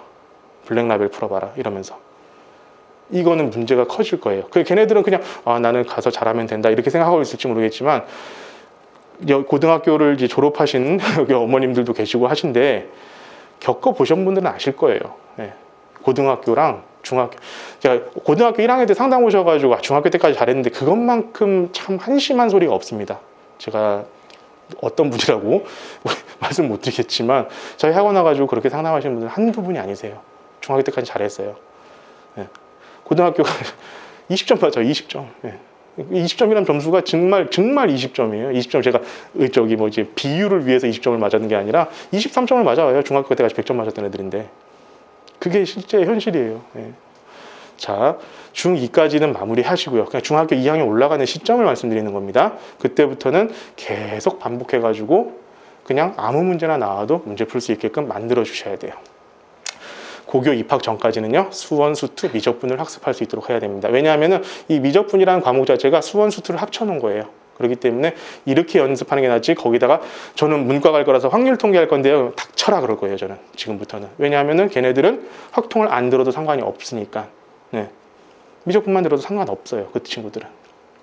자, 고등학교는요, 수능 수업이 없다면 반드시 도태될 겁니다. 자, 천안 시내에서요, 수능 수업 못 해준다고 한 학원들요, 세고 셌습니다. 삼성고 학생들이 있는데요, 삼성고 학생들 모아가지고 지금 하고 있는 학생들의, 지금 삼성고 다니다가 지금 삼성고 1반, 북일고 반을 운영하는 학원들이 있어요. 거기는 이제 인원들이 많으니까. 저도 이제 과학고 학생들 안 받습니다. 과학고 학생들 지금 재수한 학생, 재수한다. 수능 준비한 학생 한 명 말고는 과학고 학생 안 받아요. 전화 와도. 왜냐면은 걔네들을 위해서 해야 될 게 너무 많아요. 심화사, 고급사 걔네들만 해야 되는데 그거 할 시간에 난 다른 학생들 거 해주는 게 훨씬 더 쟤한테 도움이 되는 거기 때문에 그냥 과학고 많이 있는 데로 가 이렇게 보내버리거든요. 근데 지금부터는 그런 학원들에서 딱 대놓고 지금 이러고 깔고 있어요. 나 수능 준비는 못 해줘. 그러니까 수능 준비 못하고 나 내신 유지만 해줄게. 근데 지금부터 수능 준비 안 해주면요, 분명히 도태될 거예요. 지금부터 이제 수능이 아마 대세가 될 겁니다. 수능 준비를 지금부터 하실 수 있도록 여건을 마련해 주시는 게 굉장히 중요하실 거예요. 고2부터 바로 수능 준비해야 되는데 그럼 뭐 미리 안 해두면 수능 준비를 할 수가 없는데, 네, 이렇게 될 겁니다. 자, 이제 오늘 마지막으로 이제 정리를 좀 해드릴 수 있도록 할게요. 제가 요거 오신 분들한테는요, 제가 이것을 PDF로 만들어 가지고 다 드리도록 하겠습니다. 이거 굳이 이렇게 적으시지 않으셨어도 제가 이제 드릴 수 있도록 할 테니까 너무 걱정하지 마시고요. 자, 이거 그냥 여기 있는 내용은 필수적인 거다라고만 생각해 주셨으면 좋겠어요. 중학교 1학년까지 중등 선행은 완료해 주시는 게 좋을 것 같습니다. 저를 해주시고요. 2, 3학년간 동안에는 고1 전 과목을 내신 대비해 주셔야 돼요. 네, 그거 국어 선생님 찾기가 굉장히 어려우실 거예요. 국어 선생님. 지금 저희 학원에서도 동탄으로 국어 선생님 찾아서 주말에 왔다 갔다 하고 있는 학생들이 있어요. 고등학생들이. 예. 못 구해요. 국어 선생님, 제대로 된 국어 선생님이 없어요. 근데 국어 선생님은 하기가 되게 쉽습니다. 생각보다. 어머님들 하실 수 있으세요. 생각 있으면 말씀하세요. 자, 글씨 연습 반드시 시켜주세요. 제가 이제 돈 때문에 저희 학원 연습장에는 줄이 없습니다. 죄송하지만. 너무 비싸요, 줄노트는. 어지간하면 학생들 연습장은요, 줄노트로 준비를 해주세요. 줄노트에다가 맞춰서 쓰는 연습을 해야 됩니다. 지금 갑자기 여기서 이제 말씀드리기 그렇지만 모 학생이 굉장히 너무 힘들게 썼는데 줄노트를 쓰면서 굉장히 좋아진 친구들이 있어요. 예, 줄노트를 쓰기 시작하면은 칸을 맞추기 시작합니다. 그러니까 그런 것들도 저는 옆에서 엄청 많이 강조하고 막 혼내고 그렇게 하거든요. 그러니까 그런 것 좀 잘 해주시면 좋을 것 같아요. 독서 이거는 뭐 여러 번 말씀드린 것 같고요. 자, 이거는 조금 사실 다시 한번 말씀드리지만 이게 맞는지 모르겠어요. 얘네들 아무런 경험이 없는 애들한테 그냥 야 너희 진로를 중학생 때부터 이게 참 그렇긴 한데 이것이 빨리 정해지면요 훨씬 수월하게 대학 입학을 준비할 수가 있습니다. 어떤 과목을 들을 수 있느냐, 내가 어떤 과목을 들을 것이냐, 어떤 학교를 갈 것이냐, 그리고 어떤 세특이라든가 그러니까 학생부를 어떤 식으로 내가 작성을 할 수 있을 것이냐, 이런 것들이 굉장히 좀 수월해질 거예요. 근데 이게 맞는지 모르겠습니다. 이것은 그냥 현실이 그렇다라고만 알아두시면 좋을 것 같아요. 자, 시사, 상식, 교양을 반드시 쌓으셔야 될 거고요. 사회과학 전체 과목 교양 수준의 지식적 배경 거기다가 플러스 해가지고 현재 시사, 상식 이런 것들까지도 좀 같이 전반적으로 이해를 하고 있는 학생들이 아마도 좋은 입시 결과를 얻기 시작할 겁니다. 네. 제가 이제 드릴 말씀은 다 끝났고 혹시 궁금하신 점 있으시면은 말씀해 주시면 제가 답변 아는 범위 내에서 좀 드릴 수 있도록 할게요. 네, 이런 데서 또 질문 잘 못하시죠? 그렇죠? 제가 나중에 저한테 개인적으로 연락을 주셔도 상관이 없고요. 아니면은 그냥 뭐 문자로 보면은 제가 다시 그 답변 같은 것들을 정리해서 어머님들이 궁금해하시는 사항이 제가 가장 필요한 사항이에요, 사실은. 어머님들이 궁금해하시는 사항에 대해서 제가 답변을 드릴 수 있어야 되는 거기 때문에 필요하신 거 있으시면 언제든지 저한테 연락을 주시고 뭐 제가 이거는 조금 웃기는 얘기인데 진짜로 혹시 컨설팅이라든가 국어 교사에 관심이 있으신 분들이라면은 제가 길을 알려드리지 못하겠지만 제가 뭐 도움을 드린다는 것은 이렇게 하시면 좀 좋을 것 같습니다 정도의 어떤 길은 제가 알려드릴 수 있으니까 그런 것들도 궁금하시면 저한테 좀 문의를 해주시면은 제가 답변을 드릴 수 있도록 하겠습니다. 이제 꽤나 긴 시간이 되어 버렸네요. 1시간 반 정도 제가 이제 말을 떠드는 것 같은데 중간중간에 제가 이게 머릿속에 있잖아요. 저도 이걸 준비한다고 이런 얘기를 해야지 저런 얘기를 해야지 하면서 여기다 적어놓기도 하고 뽑아오기도 하고 했는데 하다 보면 또 제가 까먹은 게 있어요. 지금 보면 제가 다 말씀 못 드렸지만 어쨌든 제가 드리고자 하는 어떤 의중이라든가 어떤 큰 뜻은 전달이 되었을 것이라고 보고 어딜 가서도 이런 얘기는 들으실 수 없으실 거예요. 유튜브 다 뒤져보셔도 아마 없으실 거예요. 이거는 제가 유튜브에도요 아마 그 앞에 전반부까지만 올려놓고 나머지 후반부는 따로 올릴 겁니다. 그 따로 올린 것들은 어머님들께는 제가 따로 보내드릴 수 있도록 할게요. 그런 것들 어디 많이 이렇게 이렇게 막 퍼뜨려 주시지 마시고요. 그냥 이게 좋은 거잖아요. 좋은 거니까 좋은 것만 알고 계셔야죠. 그냥 우리 아이들만 잘 해주시면 되겠잖아요. 이 시간이 우리 학부모님들께 조금이라도 아이들 가르치시는데 도움이 되셨으면 좋겠고 긴 시간 수업 들어주시느라고 고생하셨습니다. 감사합니다.